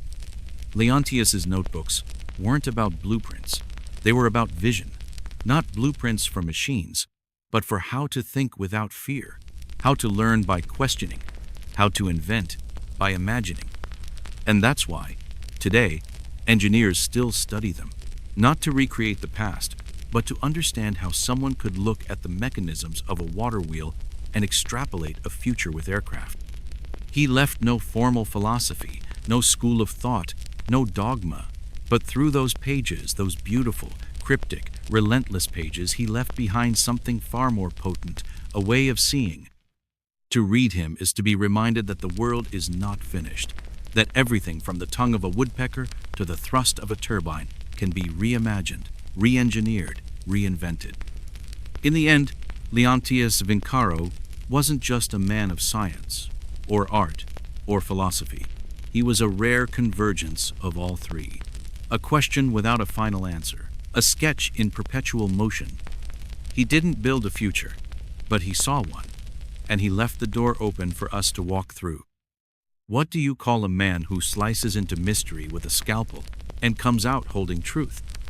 In the shadowed corners of candlelit rooms, where others saw flesh and death, Leontius Vincaro saw design not divine in myth, but divine in structure. Where the world whispered superstition, he listened instead to the murmurs of muscles, the rhythm of the ribs, the echo chambers of the heart. To him, the human body wasn't something to fear, flinch from, or shroud in secrecy. It was a masterwork of motion, an engine of breathtaking complexity, and he intended to know every bolt, piston, and hinge of it. In an age where slicing open a corpse could bring accusations of witchcraft or heresy, Leontius ventured forward with blade and brush. Hidden behind heavy wooden doors, often deep in monasteries or anatomy theaters, he conducted secret dissections, not to glorify the grotesque, but to celebrate the sacred geometry of life. Under flickering candlelight, with the stale smell of formaldehyde thick in the air, he peeled back layers of tissue as if unraveling a coded manuscript. And then he drew. Each incision birthed a sketch. Each sketch raised a question. Each question expanded into an entire page, sometimes 2, sometimes 20. His curiosity was insatiable. Unlike many of his peers, Leontius didn't treat the human frame as a morbid curiosity or crude medical diagram. He approached it the way an architect approaches a cathedral, reverent, exact, and determined to understand how the divine meets the mechanical. He wasn't merely looking at the body, he was reading it. He charted the skeleton as if it were scaffolding for spirit. The tilt of the pelvis, the tensile tension in the spine, the miraculous articulation of shoulder blades, all of it was mapped with the precision of an engineer. His work on the feet alone, those often ignored marvels of balance and propulsion, remains more detailed than many modern textbooks. But Leontius didn't stop at bones. He ventured deeper into the slippery, pulsing world of muscles, tracing them like ropes tied with divine knots. He watched how they contracted and relaxed, how they transferred energy through tendons, how they created movement not in isolation, but in elegant cooperation. He saw in every limb a symphony of physics. And yet, deeper still, he went. With careful, reverent hands, he cracked open the cranium, exploring the labyrinth of the brain, noting the pulpy ridges and hidden passageways. He didn't understand neuroscience as we do today, but he sensed something more, that consciousness lived here, curled like a secret animal in a bone cage. He studied the heart, not as the poets did a vessel of love and longing, but as a double-pumping hydraulic device. He was among the first to deduce how valves worked in rhythm, creating flow and preventing collapse. Using wax casts and the patience of a saint, he mapped chambers, valves, and motion with uncanny foresight. Long before circulatory theory was formalized, Leontius had guessed at its essence. He peered into wombs, sketching curled fetuses with such delicacy that even centuries later, viewers are struck speechless. He sliced open lungs, livers, and stomachs not to shock, but to see, to capture the choreography of organs at rest. These weren't morbid acts, they were homages, a man attempting to understand creation by recreating it in ink. And he did it all sketch by sketch, cut by cut, without the recognition of medical societies or the aid of modern tools. His drawings, had they been shared in his lifetime, could have launched medical science forward by decades. But they remained tucked away, scribbled in notebooks, shelved in drawers, forgotten until long after his bones had turned to dust. One of the great tragedies of history is how revolutionary knowledge sat in silence, imprisoned by the timidity of the times. And yet, what survives is still astounding. Through pen and parchment, Leontius Vincaro turned flesh into knowledge, the ephemeral into the eternal. He didn't just illustrate anatomy, he honored it. Every organ was not only functional, but beautiful in its purpose. In his hands, sinew and socket became brushstrokes in a cosmic painting. To Leontius, the body was not a closed system, it was interwoven with everything else.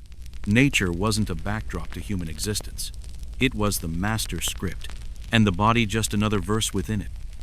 His notebooks reveal a man obsessed not just with bones and blood, but with patterns. He saw the same curves in rivers that he did in ribs. He noticed how branching veins mirrored the twisting branches of trees, how the coils of intestines matched the spirals of vines. Every sketch whispered the same belief: nothing was random. Everything from the roots of a dandelion to the whorls of a fingerprint followed design. He became a student of water. For hours, sometimes days, he'd watch how it pooled and spilled, how it curled into eddies and spiraled into whirlpools. He'd fill pages with flowing lines, comparing the shape of currents to strands of hair, plumes of smoke, gusts of wind. He called water the spirit of the earth, always seeking the path of least resistance, always teaching. To watch water, he believed, was to understand motion, and to understand motion was to unlock life itself. Plants fascinated him as well. He observed sunflowers as they turned their heads to chase the sun. He drew vein-by-vein renderings of leaves, noting how their structure mirrored capillary systems. He saw how vines reached, twisted, gripped as if obeying an unseen compass. Even chaos had order in his eyes. The spirals of seashells, the segments of fruit, the orbits of birds, everything was dancing to the same quiet tune. Leontius set out to transcribe it. His fascination with proportion extended beyond the human frame. He measured animals, buildings, rock formations, even cities, seeking the sacred ratios that unified them all. Perhaps his most famous sketch, The Man of Measures, shows a human body spread within a circle and a square. But it wasn't about anatomy alone. It was a philosophical declaration that man himself was a microcosm of the universe, measured and measurable, a bridge between heaven and earth. Even weather couldn't escape his attention. He tried to diagram clouds, to map wind currents, to understand the terrifying beauty of a storm. In truth, Leontius Vincaro wasn't a man split between disciplines. He refused to separate them. Art and science, nature and body, structure and spirit, they were all fingers on the same hand. And so he kept sketching, page after page, bone by bone, river by river, wonder by wonder. He never published most of it. He rarely shared it. And yet the echoes of his mind continue to ripple through history. Medical illustrators, architects, engineers, all still look back to the man who wrote in reverse and thought in spirals. Because what Leontius gave us wasn't just diagrams, it was a way of seeing, a reminder that the universe is not silent, it's speaking, all the time. You just have to be still enough to watch, and brave enough to listen. What kind of mind paints with light, dreams in machinery, and jokes in riddles? What do you call someone who could decode the behavior of a crashing wave as easily as the curve of a smile? To say that Leontius Vincaro was merely a genius would be like calling the ocean a puddle. This man was something else entirely, a storm watcher of the cosmos, an engineer of beauty, and a trickster of truth. His fascination with nature's wildest forces wasn't casual. He didn't just glance at clouds, he studied them like old texts. He wasn't content to be inspired by storms. He wanted to understand their choreography. Why did winds curl the way they did? Why did waves crash with such rhythm and not chaos? The sketches Leontius left behind, great swirling spirals of wind, tangled lines of turbulent air, weren't mere artistic flourishes. They were mathematical maps of motion, scientific awe frozen in ink. To him, the storm wasn't an enemy to conquer or a spectacle to admire from a window. It was a conversation. Nature wasn't chaos, it was logic, layered with elegance. And Leontius believed that the more we understood its patterns, the more harmoniously we could live, not by controlling nature, but by collaborating with it. And collaboration, for him, was sacred. He saw purpose in every line, function in every form, the bend of a leaf, the roll of a thundercloud, the way a hawk swoops from a cliff. None of it was random. Everything was design. Everything was alive with intent. That's what drove him. This belief that beauty wasn't decoration, it was instruction. And if we learned from nature, he believed, we could not only make better machines or finer paintings, we might just live better lives. For Leontius, nature wasn't a backdrop. It was his master teacher, and he was its most attentive pupil. Yet for all that he saw in wind and water, many remember him most for what he left behind in color, his paintings. And indeed, they're immortal. But the secret to his artistic magic? It wasn't just in the stroke of a brush or the hue of pigment. It was in the physics, in the anatomy, in the geometry. Behind every canvas was a mind that worked like a lab. He reverse-engineered reality. He didn't simply draw what he saw, he recreated what he understood.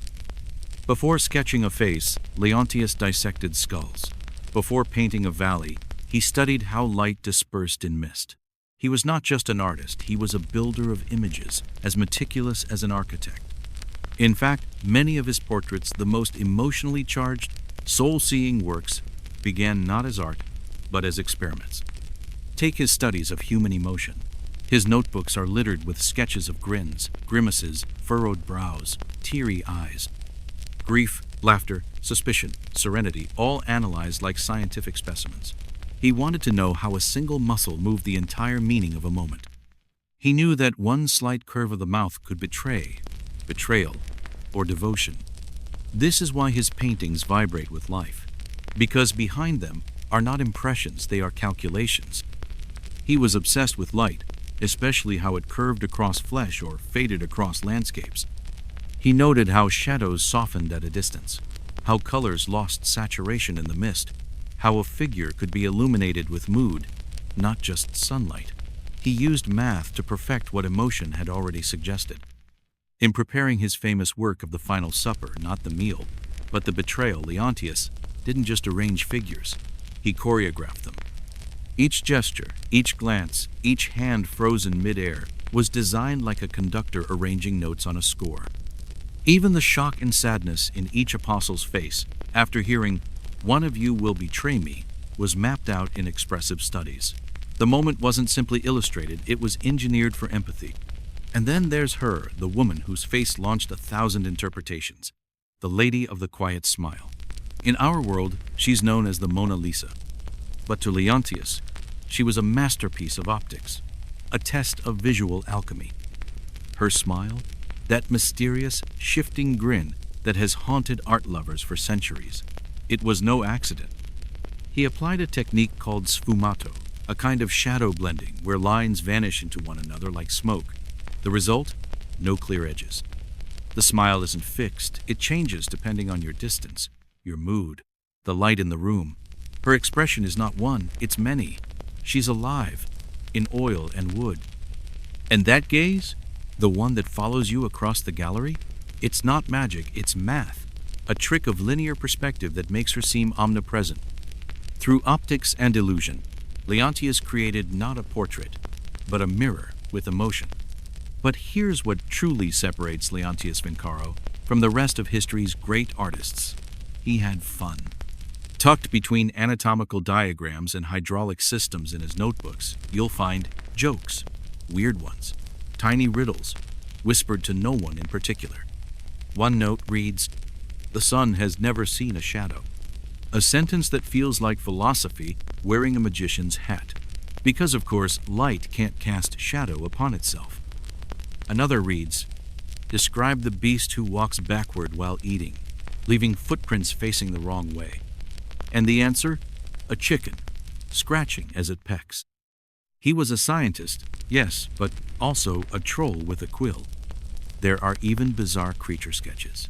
Dragons with brass wings, lions with bellies that played music, mermaids that look suspiciously like submarine diagrams.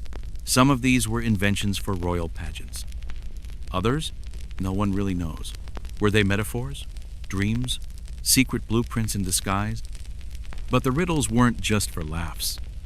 They revealed a man who loved sideways thinking, who found joy not in giving answers, but in designing puzzles, questions that open more doors than they close. His riddles weren't barriers, they were invitations. Which brings us to the most curious question of all. Why did he write so strangely? Every notebook he kept, hundreds of pages, was written in reverse. Not figuratively, literally. His letters flowed from right to left, mirror style. You need a looking glass just to read his thoughts. Some say it was to keep his secrets hidden from rivals or the Inquisition. Others say it was merely practical. Leontius was left-handed, and reverse writing kept his ink from smearing. But maybe it was something else entirely. Maybe mirror writing was his way of saying, "This knowledge is earned, not given." Maybe he wasn't hiding ideas. Maybe he was protecting wonder. His mind was a mosaic, never tidy, always in motion. Thoughts spun like clockwork, spiraled like nautilus shells. He would jump from a sketch of a flying bat to a hydraulic lift, from the musculature of a thigh to the workings of a cannon, all on the same page. No chapters, no categories, just curiosity, uncaged. That's the legacy of Leontius Vincaro. Not the paintings or even the inventions, but the method, the relentless questioning, the refusal to draw lines between art and science, between beauty and function. He lived in a time of boundaries, religion versus reason, art versus mechanics, man versus nature, and he ignored every single one of them. He wrote backwards, thought forwards, saw sideways, and in doing so, he left behind something bigger than answers. He left behind permission for all of us to wonder more deeply, to stare into storms, sketch the wind, talk to light, and find joy in the joke hidden in the blueprint. What if history's greatest mind left behind a map, but only half of it ever made it into our hands? What if the secrets to modern science, art, and even technology were scattered across the centuries like puzzle pieces hidden in trunks, misfiled in libraries, or quietly fading into dust? This isn't a conspiracy theory. It's the unfinished legacy of Leontius Vincaro, the man whose notebooks rewrote the rules of genius, and whose silence might be louder than anything he ever said. In the world of Vincaro, logic and imagination were not rivals, they were dance partners. Mystery was not a gap in knowledge, but a sacred space, a source of wonder just as worthy as any answer. And his notebooks, those wild, sprawling jungles of diagrams and riddles, were proof of that philosophy. Even today, they challenge us.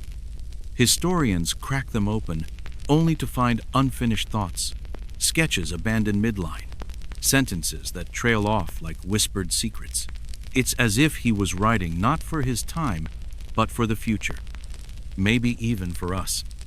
Leontius is estimated to have filled more than 13 pages during his lifetime.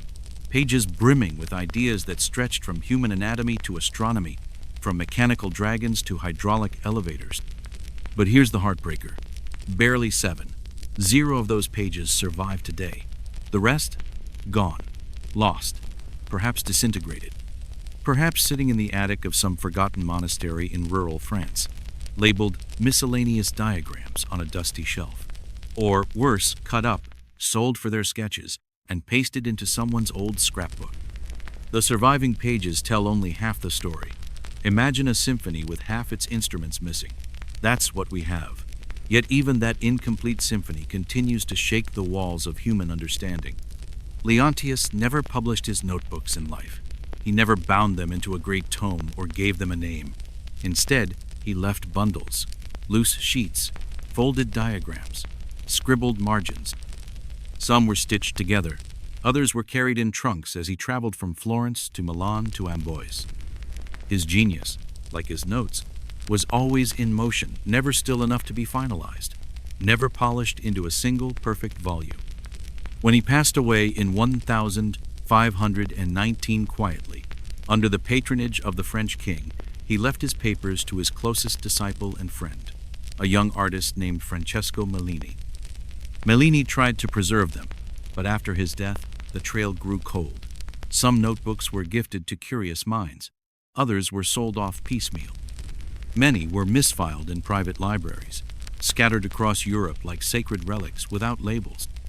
And then came the collectors, noblemen, scholars, even pirates of prestige hunting for these pages like dragon hordes of intellectual treasure. Some turned up in astonishing places. The Codex Argentum, the largest surviving volume of Vincaro's writings, was once locked in the archives of a forgotten ducal estate, sealed behind walls for centuries. Another, the Codex Vellum, surfaced only after being passed through generations of private collectors until one day in 1994. It was purchased by a man named William Gates. Yes, that Gates. He had it digitized and released for the world to see. But many volumes, perhaps dozens, remain lost. Leontius himself references them. He mentions a full treatise on optics, a study of celestial geometry, a series of designs for what he called winged ascent devices, flight technology far ahead of his time. Where are they? What did they contain? Could they have changed the course of medicine, engineering, even aviation if only they had been found in time?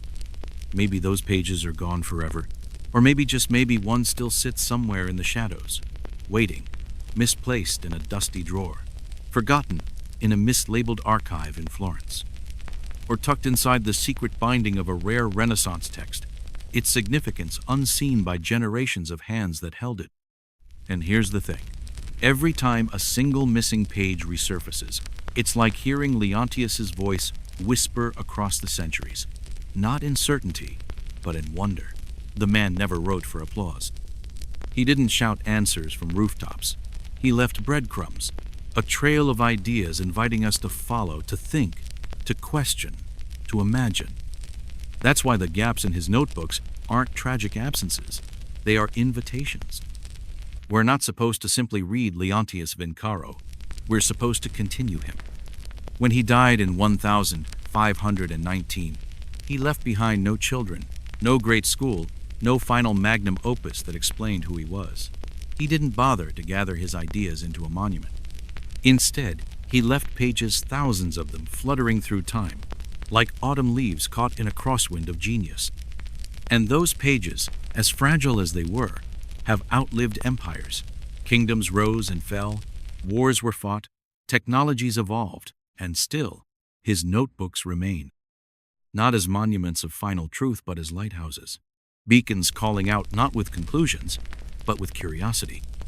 He didn't see the world as finished. He didn't try to explain everything. Instead, he asked better questions.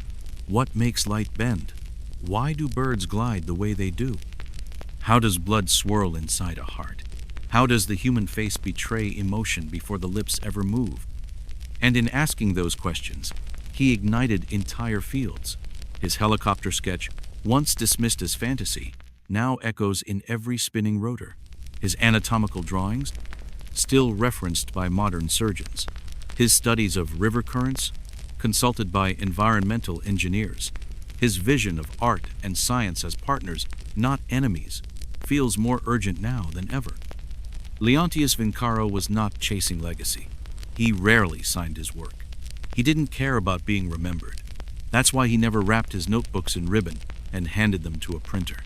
He wasn't finished. And maybe he never wanted to be. His notebooks were conversations, not declarations. Scribbled margins, half-drawn machines, riddles tucked between diagrams, all signs of a mind that lived in perpetual pursuit. He wasn't obsessed with perfection. He was obsessed with wonder. and that might be his greatest gift. In a world that increasingly demands clarity, certainty, hot takes, and easy answers, Leontius dares us to live in the question, to slow down, to look closer, to see the sacred geometry in a flower, to reverse a page and discover something strange, to not know and still be filled with joy. Because to him, knowledge wasn't a treasure to hoard. It was a bridge stretching between what we understand now and what we might discover next. Maybe that's why he wrote in mirror script, why he scribbled half-legible thoughts next to fully detailed diagrams. Maybe he didn't want us to absorb everything. Maybe he wanted us to chase it, to reverse the ink, to finish the sentence, to continue the thought. So here we are 500 years later, still listening, still decoding, still sketching in the margins of his legacy. Because Leontius Vincaro didn't just leave notebooks. He left a trail, one that leads not to a museum, but to the edge of our own curiosity. What if brilliance was forged not in comfort, but in torment? What if the mind that gave humanity some of its most immortal music was raised not with lullabies, but with rage, midnight drills, and the icy silence of emotional absence? Before he ever lost his hearing, Ludwig van Beeven had already learned how to listen in ways the world would never fully grasp. And in his broken home, amid a symphony of shadows, something ancient and untamed was awakening.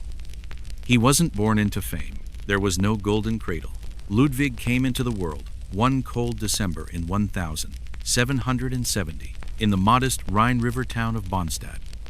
His father, Johann van Beeven, was a singer, though more often a drinker, with lofty dreams of sculpting his son into the next musical marvel, a second coming of Wolfgang Amadrik Mozrath.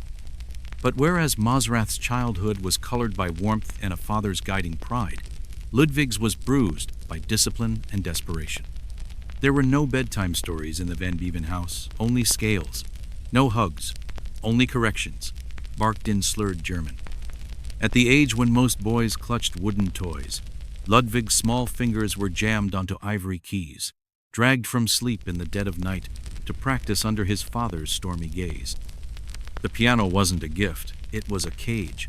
But oddly, within that cage, he found his voice. He began to notice music in places others ignored, in the clanging of church bells, in the rhythm of horse hooves on stone, even in the ragged breath of his father, slouched in a stupor. Music wasn't just melody to Ludwig. It was emotion, language, truth, and most importantly, it was escape. By the time he was 12, the boy was already publishing compositions. By 14, he was playing the organ at the Bonstadt court.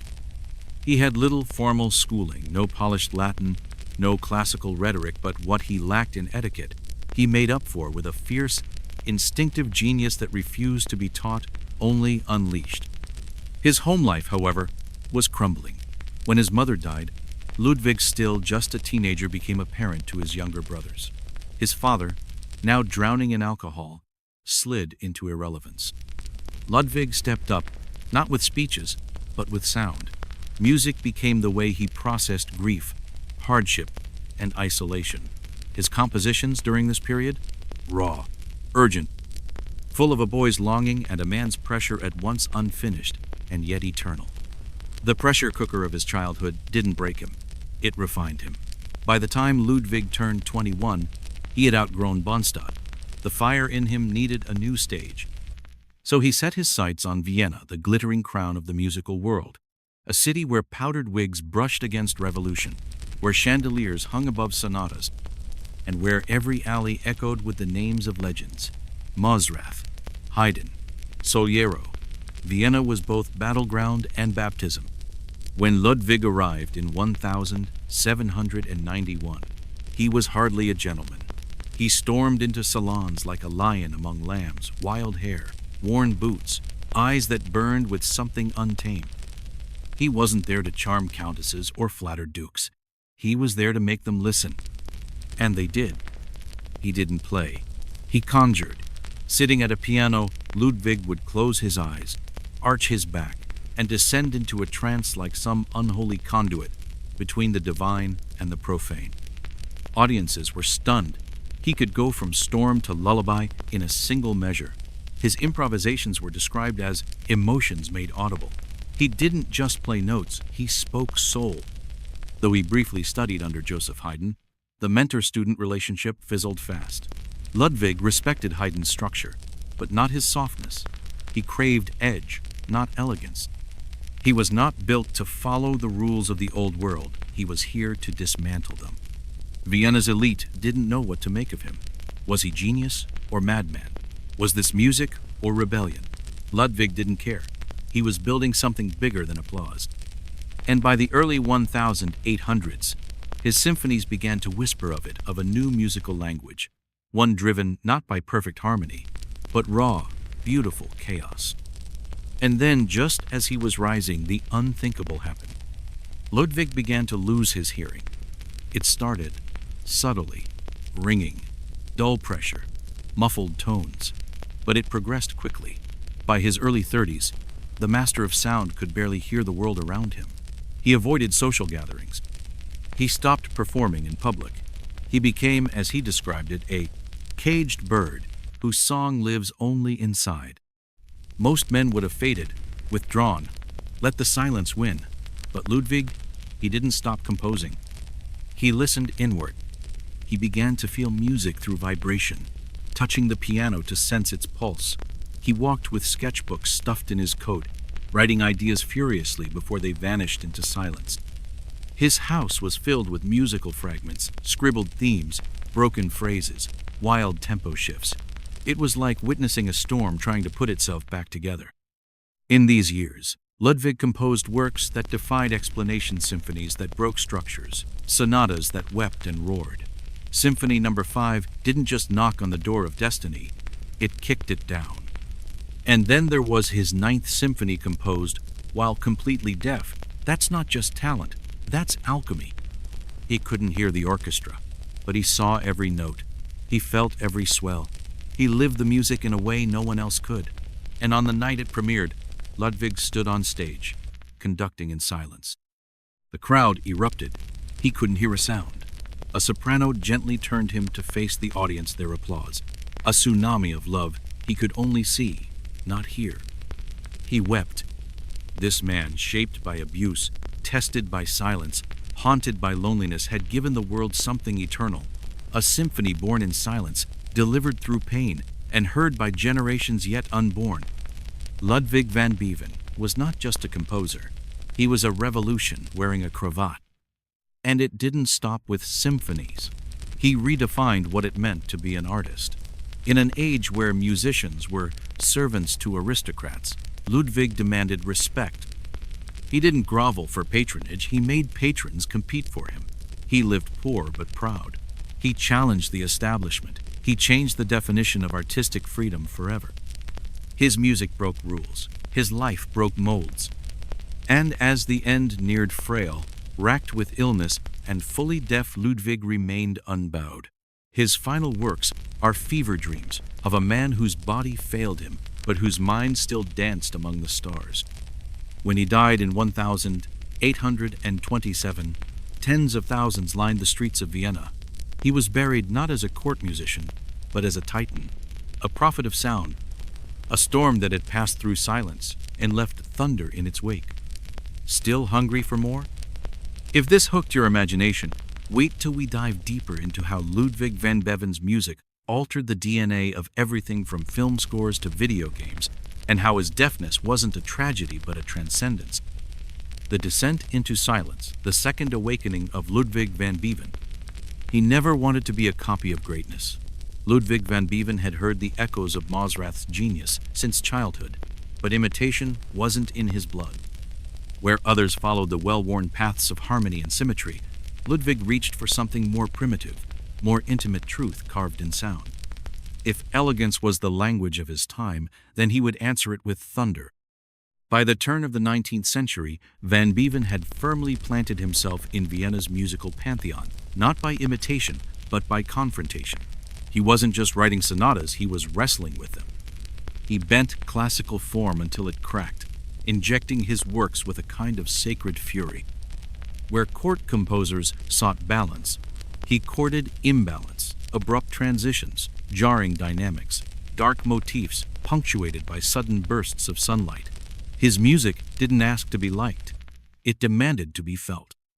Vienna's aristocracy took notice, of course.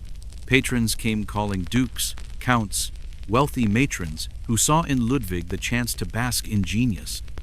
They offered stipends, salons, rooms with silk curtains, and Ludwig accepted but never knelt. He kept his terms clear. He would not be a pet musician to parade in powdered halls.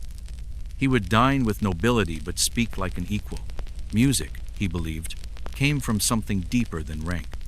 He once declared, "There is no greater wealth than to live without servitude," and he meant it. Even as commissions grew and audiences swelled, he walked the city like a man alone, coat worn, hair wild, face unreadable, driven by a hunger that wasn't fame, but freedom. And in those years, he was unstoppable. His early symphonies and piano sonatas rang out like a challenge to his peers. They still bore the skeleton of classical form, but wrapped in new muscle, surprise, emotion, violence, and tenderness. He took motifs and fractured them, reassembled them, turned them into entire universes of sound. Even the pauses in his compositions, those silences, seemed to vibrate with potential energy, like a held breath before a storm.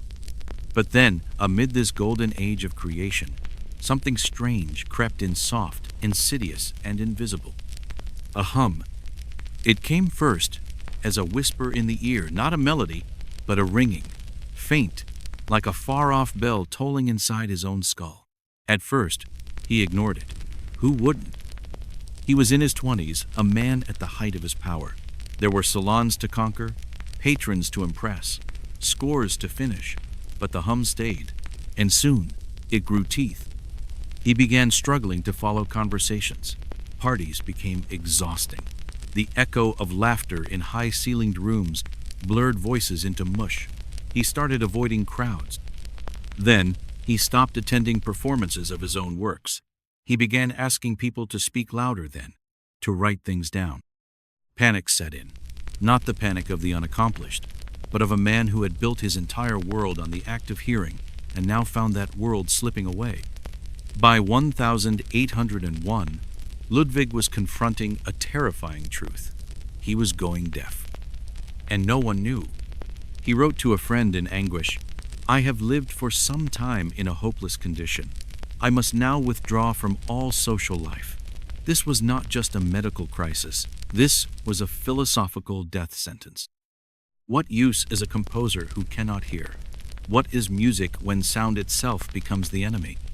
Yet here's where the story of Van Beven stops being tragic and becomes something nearly mythic. He didn't give up. He wrote more. He wrote deeper. He began to internalize sound not in a metaphorical way, but physically. He pressed his ear to the piano to feel the vibrations. He studied the physics of acoustics. He reimagined composition as something seen, not heard. What once had come through his ears now came through the entire body. If his earlier works had wrestled with form, his later ones wrestled with fate. His middle period, as musicologists call it, produced some of the most daring and beloved works in the Western canon. The Eroica Symphony, a thunderclap of political and personal defiance. The Moonlight Sonata, melancholic, mysterious, deceptively simple. Each piece felt like Ludwig was peeling away the old masks of European music and revealing something primal underneath. He composed not as a man who had lost something, but as one who had finally tapped into the raw nerve of existence. And through it all, the world around him had no idea just how far his hearing had deteriorated.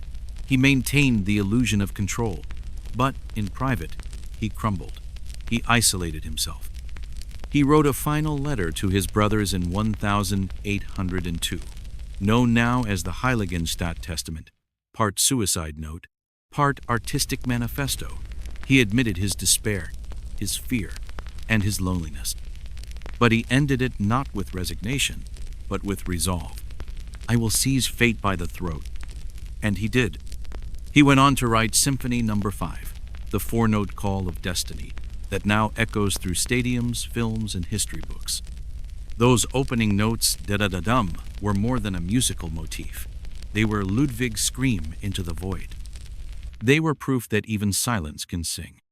He composed the Pastoral Symphony, filled with the sounds of streams, birds, and storms, though he could no longer hear any of them. He created symphonies from memory. He edited fugues from intuition. He kept notebooks, sketching out entire movements in scrawls and corrections that hinted at a mind ablaze with ideas it could barely contain. And then came the Ninth Symphony, a work so massive, so unrelenting in its vision, that it stretched the very concept of what music could be. For the first time in a symphony, Ludwig introduced the human voice not as ornament, but as a declaration. Ode to joy, not because life had been joyful, but because he had earned the right to invoke joy through suffering. And here's the most extraordinary part. When that symphony premiered, Ludwig stood on stage, baton in hand, utterly deaf. He couldn't hear the orchestra, couldn't hear the choir, couldn't hear the audience's thunderous ovation that followed the final movement. A singer had to step forward, gently turn him to face the crowd, so he could see not hear the sea of people rising in awe. They saw not just a composer, they saw a man who had defeated silence. Ludwig van Beethoven would die in 1827, worn down by illness, poverty, and years of tormenting isolation. But what he left behind was not simply a legacy. It was an uprising. He proved that creativity does not come from comfort. It is born in defiance. He turned pain into architecture, loneliness into orchestration. His deafness did not end his music, it purified it. Van Beeven's life was not a tragedy. It was a revolt against limitation. He heard nothing and gave us everything. The silence that spoke louder. Ludwig van Beeven's war with the void. It started as a whisper, a soft, persistent hiss just beneath the surface of sound like steam from a far-off kettle that wouldn't stop. Ludwig van Beethoven, Vienna's unpredictable storm of a composer, was barely in his late 20s when he first noticed the shift. It wasn't sudden, more like a slow betrayal. At first, he assumed it would pass. Everyone gets fatigued, he told himself. Too many late nights at the piano, too much strain from endless rehearsals and emotional extremes. But it didn't fade. Instead, it grew stronger like an invisible parasite tightening its grip. What began as a mild inconvenience became a looming terror. He began losing the edges first, the shimmer of high notes, the sparkle of laughter, the crispness of a violin's upper register. Conversations in busy parlors turned into blurred messes of sound. Voices tangled and escaped him, their meaning drowned in background noise. He had to lean in, squint with his ears, ask people to repeat what they'd just said. And then, the realization. He was going deaf. For a tailor, it would be tragic. For a poet, devastating. But for a composer, it was a cosmic cruelty. Music wasn't just Van Beeven's profession. It was his compass, his language, his oxygen. Without it, what was he? A pianist who couldn't hear a piano, a sculptor whose hands had betrayed him. The thought was unbearable, but Ludwig told no one. He wore the silence like a mask, smiling stiffly at dinners, dodging conversations, withdrawing deeper into his world. Social invitations were declined. Acquaintances noted that he seemed moody, even irritable, as though haunted by something invisible. They weren't wrong. The silence wasn't just around him anymore.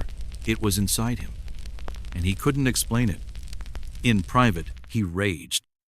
He poured his fears and shame into scattered letters and fragments of diary entries, documents never meant to be read, where the bravado fell away and the frightened man underneath gasped for air. He confessed how he would pretend to hear flutes or distant horns, laughing as if in agreement while inside he withered. Once, he wrote with aching honesty, "How degrading it is when someone near me hears a flute from afar, and I hear nothing at all." But even as his world narrowed, something inside Ludwig expanded. The music didn't stop. In fact, it seemed to intensify not in sound, but in substance. He began composing with an urgency that felt like survival, not for fame, not for performance, but as rebellion. Each note he wrote was a fist against fate. Every melody a rope thrown across a chasm he refused to fall into. He didn't need his ears anymore, not really. His understanding of music had transcended the need for external sound. He could hear with memory, with touch, with pure intuition. The mind that had once soaked in Vienna's symphonies now played them internally. Entire compositions danced behind his eyes, accurate down to the last breath of a violin or the thunder of a timpani. His genius, untouched. His soul, unbroken. What Ludwig van Beeven lost in volume, he gained in depth.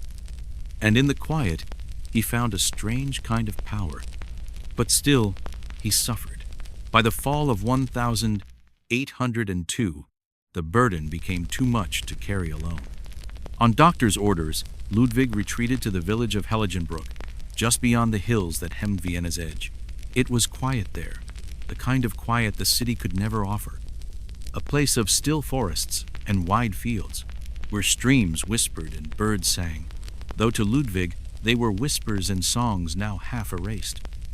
There, surrounded by trees and the sounds he could barely hear, Ludwig wrote a letter. It was not a normal letter, not one he ever intended to send. Addressed to his brothers, it was part confession, part final will, and part desperate outpouring. A document of deep spiritual weight known today as the Testament of Heiligenbruck. And it reads like the unraveling of a man. He wrote of the agony of silence, the humiliation of being a musician who could no longer trust his ears. He admitted the terrifying thoughts that crept into his mind of escape, of ending the pain altogether. But not because he was weak, because he couldn't imagine a life without music. He described how he had pulled away from people, not out of arrogance, but from fear that they would discover the truth and look at him differently, with pity, with confusion. I was born with a fiery, active temperament, he wrote, but I was forced to withdraw from society because I am deaf. Then something shifted. Midway through the letter, the tone changes. The despair doesn't vanish, but it transforms. It becomes steel. A man clawing his way back from the edge. He confesses to dark thoughts, but also a vow to fight them, to continue his work, to live not just for himself, but for the art that still pulsed inside him. I would have ended my life, but for my art, it held me back. It seemed impossible to leave the world until I had brought forth all that I felt called to create. He would go on, not despite his deafness, but because of it. Ludwig left Heiligenbruck with nothing physically cured, but spiritually reborn. The silence was still there. It would never leave, but now it had been named, faced, and placed in context. It was no longer a thief in the night. It was the background to his masterpiece. And what followed would be the most profound era of his creative life. He began composing again, not with the carefree flourish of his youth, but with something deeper. There was weight now in every piece, an emotional gravity that drew audiences into a world both darker and more transcendent. His piano sonatas grew more introspective labyrinths of mood and mystery. His string quartets whispered secrets. His symphonies thundered with life force. He no longer cared for elegant reception or traditional applause. He wrote for eternity. In this new chapter, Ludwig van Beeven wasn't simply writing music, he was rewriting himself. His internal ear was sharper than ever. He wrote full orchestrations without hearing a single note aloud. He could imagine the way a French horn would sit beneath violas, or how a clarinet might climb over a tremolo. He didn't need feedback. He could feel the entire symphony moving like blood. And audiences began to notice something strange. His music, though often difficult, erratic, even shocking, had gained a new kind of authority. It cut deeper. It dared more.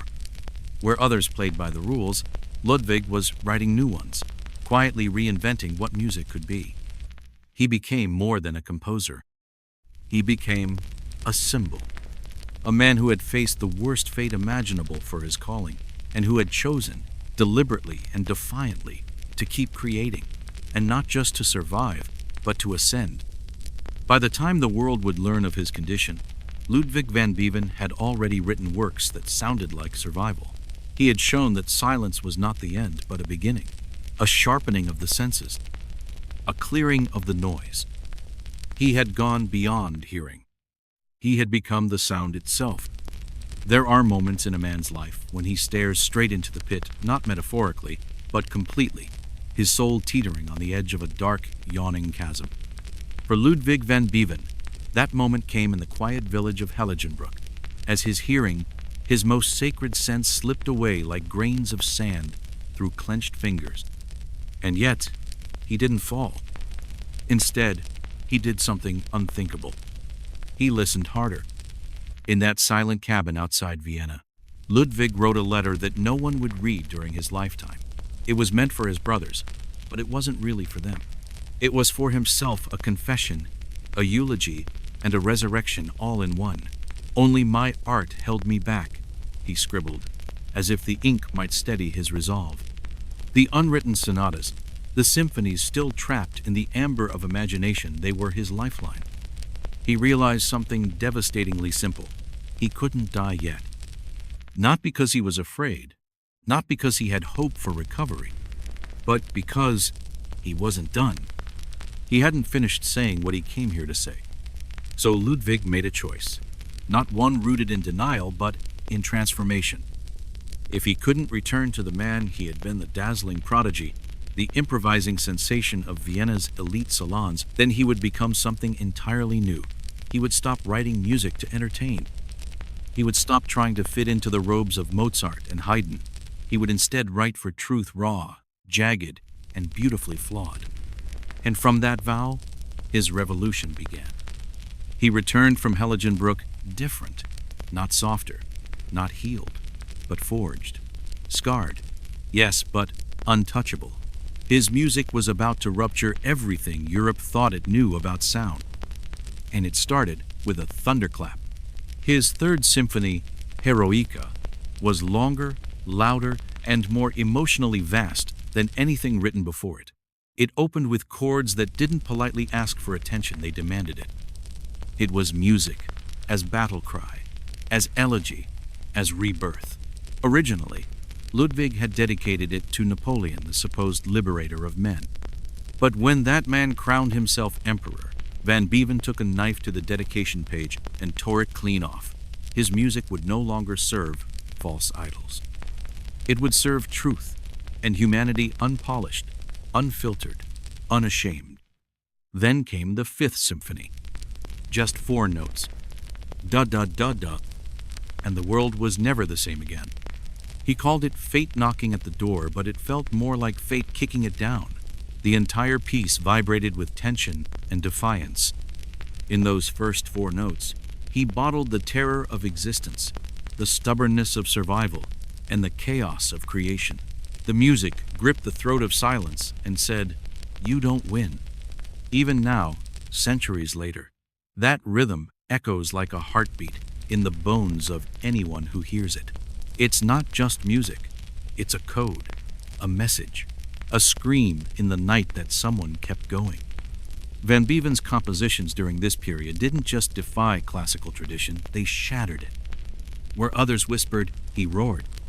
Where others followed form, he rewrote the architecture.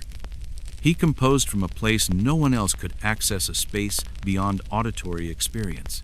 He didn't need to hear a violin to understand its cry. He didn't need a piano to test a chord. He was the orchestra. His mind had become its own concert hall, and inside it, he orchestrated entire universes. He wasn't composing for kings or for public acclaim. He was composing for the human soul, that bruised, beautiful place where joy and sorrow sleep in the same bed. His pieces didn't comfort, they confronted. Rage bled into serenity. Chaos collapsed into harmony. It was music that wrestled with life, not music that soothed it. And then came the silence. By the time Ludwig entered the final chapter of his life, the world had grown muffled and then completely still. He could no longer hear a knock at the door, the creak of a floorboard, the whisper of the wind. Conversations had become a battlefield of notepads and nods. His health declined. His friends vanished, one by one, like lights going out in a corridor. And yet, His mind was incandescent. In those final years, when most would wither into bitterness, Ludwig van Bevan turned inward and lit a fire no storm could touch. His compositions from this period became strange, spiritual, almost alien in complexity. His late piano sonatas no longer danced within the boundaries of form, they floated above them. Some tiptoed on the edge of silence, lingering on a single note as if holding their breath. Others exploded without warning, like a storm cracking open a sky too long repressed. He was no longer writing for anyone's approval, not the public, not the publishers, not even the patrons who still clung to his genius. These weren't performances. They were prayers. Dialogues between a soul and its creator. Questions posed in melody that had no answer and didn't need one. But nothing confused or astonished more than his late string quartets. To this day, musicians approach them with awe and terror. They twist, they morph, they lurch and shiver and glow. Melodies don't just arrive, they haunt. They appear like faces in a dream, familiar yet unreachable. Some lines sing like memory, others gnash like loss. And sometimes, in the most tender movements, the music dissolves into silence so complete, it feels like standing at the edge of time itself. One piece in particular, the Cavatina from Opus 130, transcends analysis. It is not a composition. It is a confession. It aches. It breathes. It feels like the last thing a man might say before disappearing. This was not music for applause. This was music for the soul stripped bare and shivering. This was a man who had journeyed through silence and come back carrying a language only few could hear. He wasn't merely deaf. He was post-hearing. He didn't transcend silence. He used it, bent it, wove it into the fabric of his work like thread in a tapestry. The world thought Ludwig van Bevan had been broken, but in truth, he had evolved. What began as tragedy had become transformation. His deafness did not steal his gift, it revealed it. Through loss, he discovered the core of creation. Through silence, he heard the beating heart of the universe. And through music, he gave it to us. Not as entertainment, but as a map. A guide for those of us who, too, will one day stare into the dark and ask if it's worth continuing. His answer? Yes. But only if you have something to say. The man who could no longer hear had just rewritten the language of sound. In one passage of his final string quartet, Ludwig van Bevan scribbled a single word in the margins. Beklemmt, a German term, meaning oppressed, choked, or clutched by emotion. That one word was everything. When played, the notes seemed to tremble under invisible weight, like a soul trying to speak grief. It no longer has words for. It doesn't feel composed. It feels confessed. A whispered prayer by a man whose ears had betrayed him, but whose heart still roared. These were not works for grand stages or royal salons. They were letters to the infinite. Letters addressed to something beyond sound, beyond comprehension. Letters that only the soul could read. In the final decade of his life, Beethoven, deaf, isolated, and physically deteriorating, had begun to compose not for the world, but for eternity. And at the time, no one understood. Critics and audiences alike were mystified. What were these strange dissonances? Why did the music seem to hesitate, then leap? Why was there such anguish tucked inside every pause? Some whispered that he'd gone mad. Others simply ignored the works, too unsettled to face them. But Van Bevan didn't explain. He never needed to. He once wrote, "What I have in my heart must come out. That is the reason why I compose." And in those final years, when silence was no longer a condition, but a permanent atmosphere, his music became a form of resurrection. These weren't farewell songs. They were battles, waged not in sound, but in the space between notes. By the early 1820s, Ludwig was entirely deaf. He couldn't hear the rustle of leaves outside his window, the chatter of students, the clink of a coffee cup. He couldn't hear even his own breath. But within that void, something astonishing emerged. He began to craft a work that would not only shatter every musical tradition, but would become a spiritual beacon, the greatest symphony ever written. His ninth. Unlike any symphony before it, this one would not end in the voices of instruments.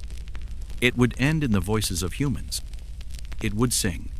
For decades, Beethoven had been haunted by Friedrich Schiller's Ode to Joy, a poem about universal brotherhood, divine unity, and humanity transcending suffering. Now, in the twilight of his life, Ludwig made that vision real. Though he hadn't heard a sound in years, he could still feel them.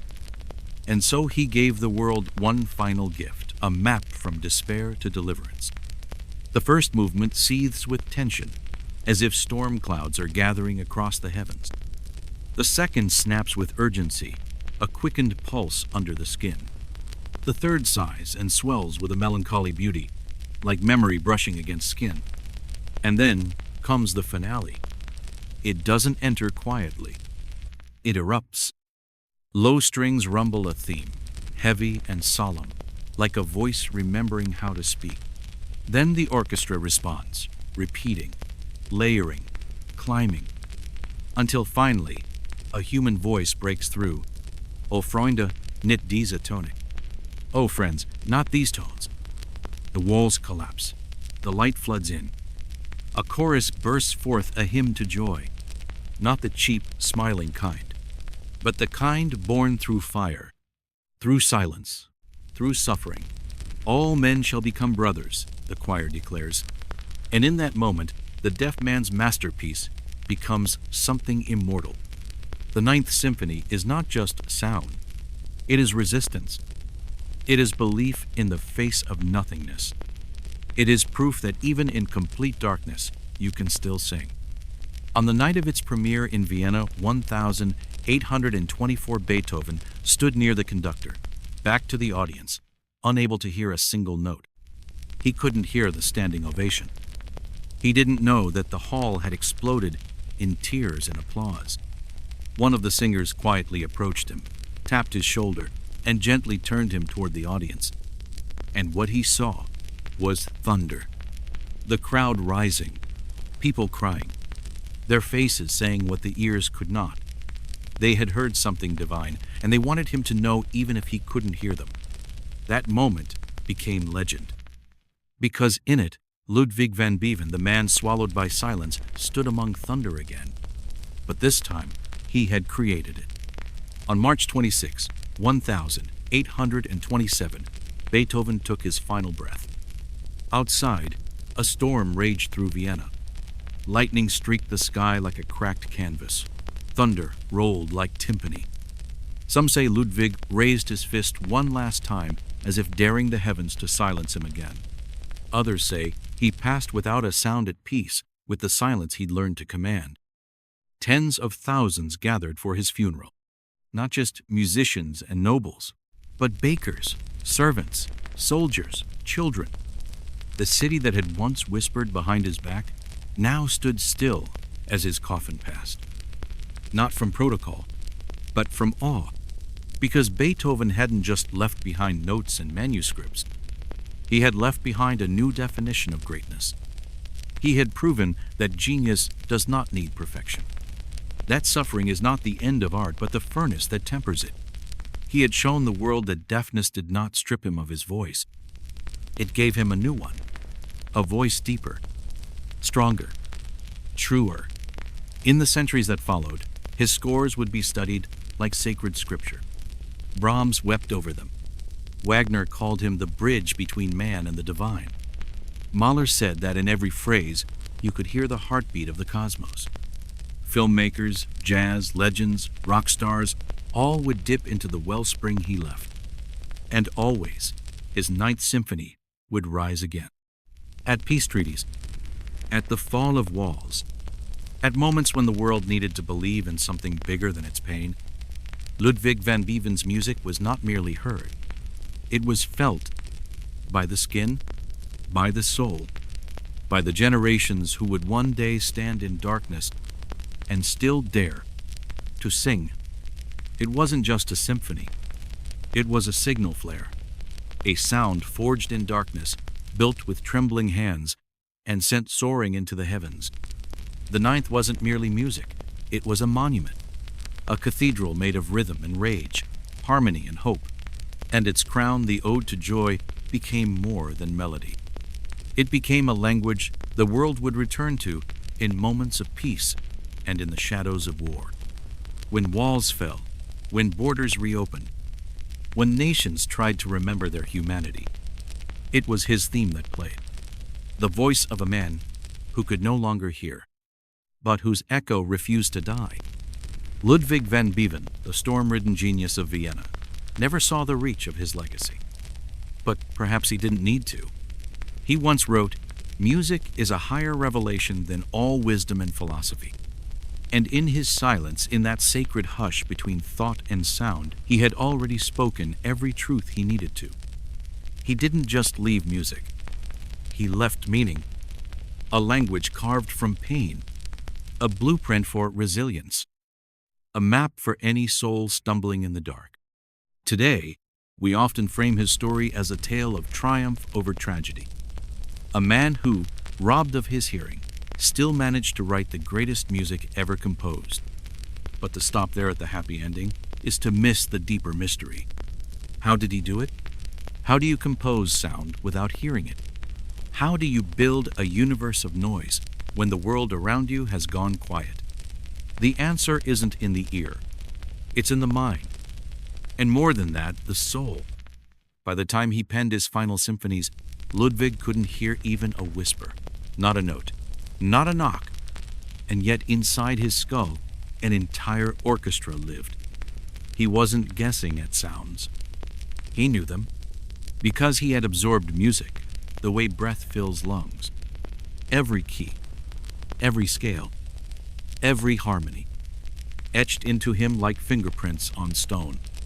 He could feel music the way a blind artist feels light, not through the eye, but through memory, intuition, vibration. He once bit down on a wooden rod attached to his piano's soundboard, a crude bridge between body and vibration. He couldn't hear the notes, but he felt them resonate through his skull, his jaw, his bones. He didn't need to listen to music, because music was already living inside him. His imagination had become his instrument.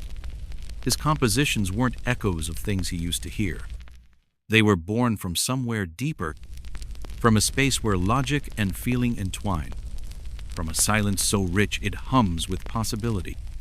He composed not by accident or blind faith, but with exacting discipline, mathematical clarity, and unwavering belief. Each crescendo was precise, each harmony layered with surgical care, each sonata born in a place beyond sound. He wasn't composing to escape silence.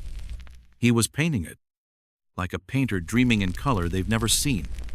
Van Beethoven created audible light, and in doing so, he revealed a staggering truth about creativity. It does not require perfect conditions. It does not demand comfort or clarity or applause. It asks only this: will you keep going? Even when the world gives you nothing? Even when it takes everything? Because for Beethoven, art wasn't about reward. It was resistance. It was refusal. It was the stubborn insistence that he still had something to say. He reminds us that our limitations do not define us. What we do within them, that's what lasts. And so when we listen to his music, we are not merely hearing notes written on a staff. We are entering his world, a world where every pause is loaded with grief, where every soaring phrase is a prayer for something better, where sound itself is holy, and silence is a sanctuary, not a curse. He didn't write for the elite, or for patrons, or even for history. He wrote because the music inside him would not be denied. He wrote because he had to. He composed as a man on fire might scream, as a drowning soul might break the surface gasping.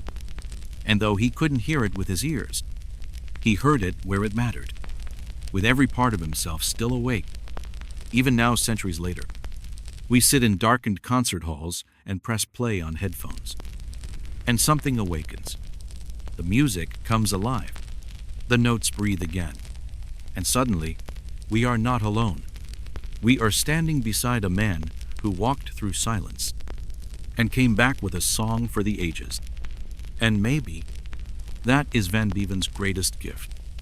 Not the music itself, but the invitation to reach deeper, to endure longer, to create not when it's easy, but when it feels impossible.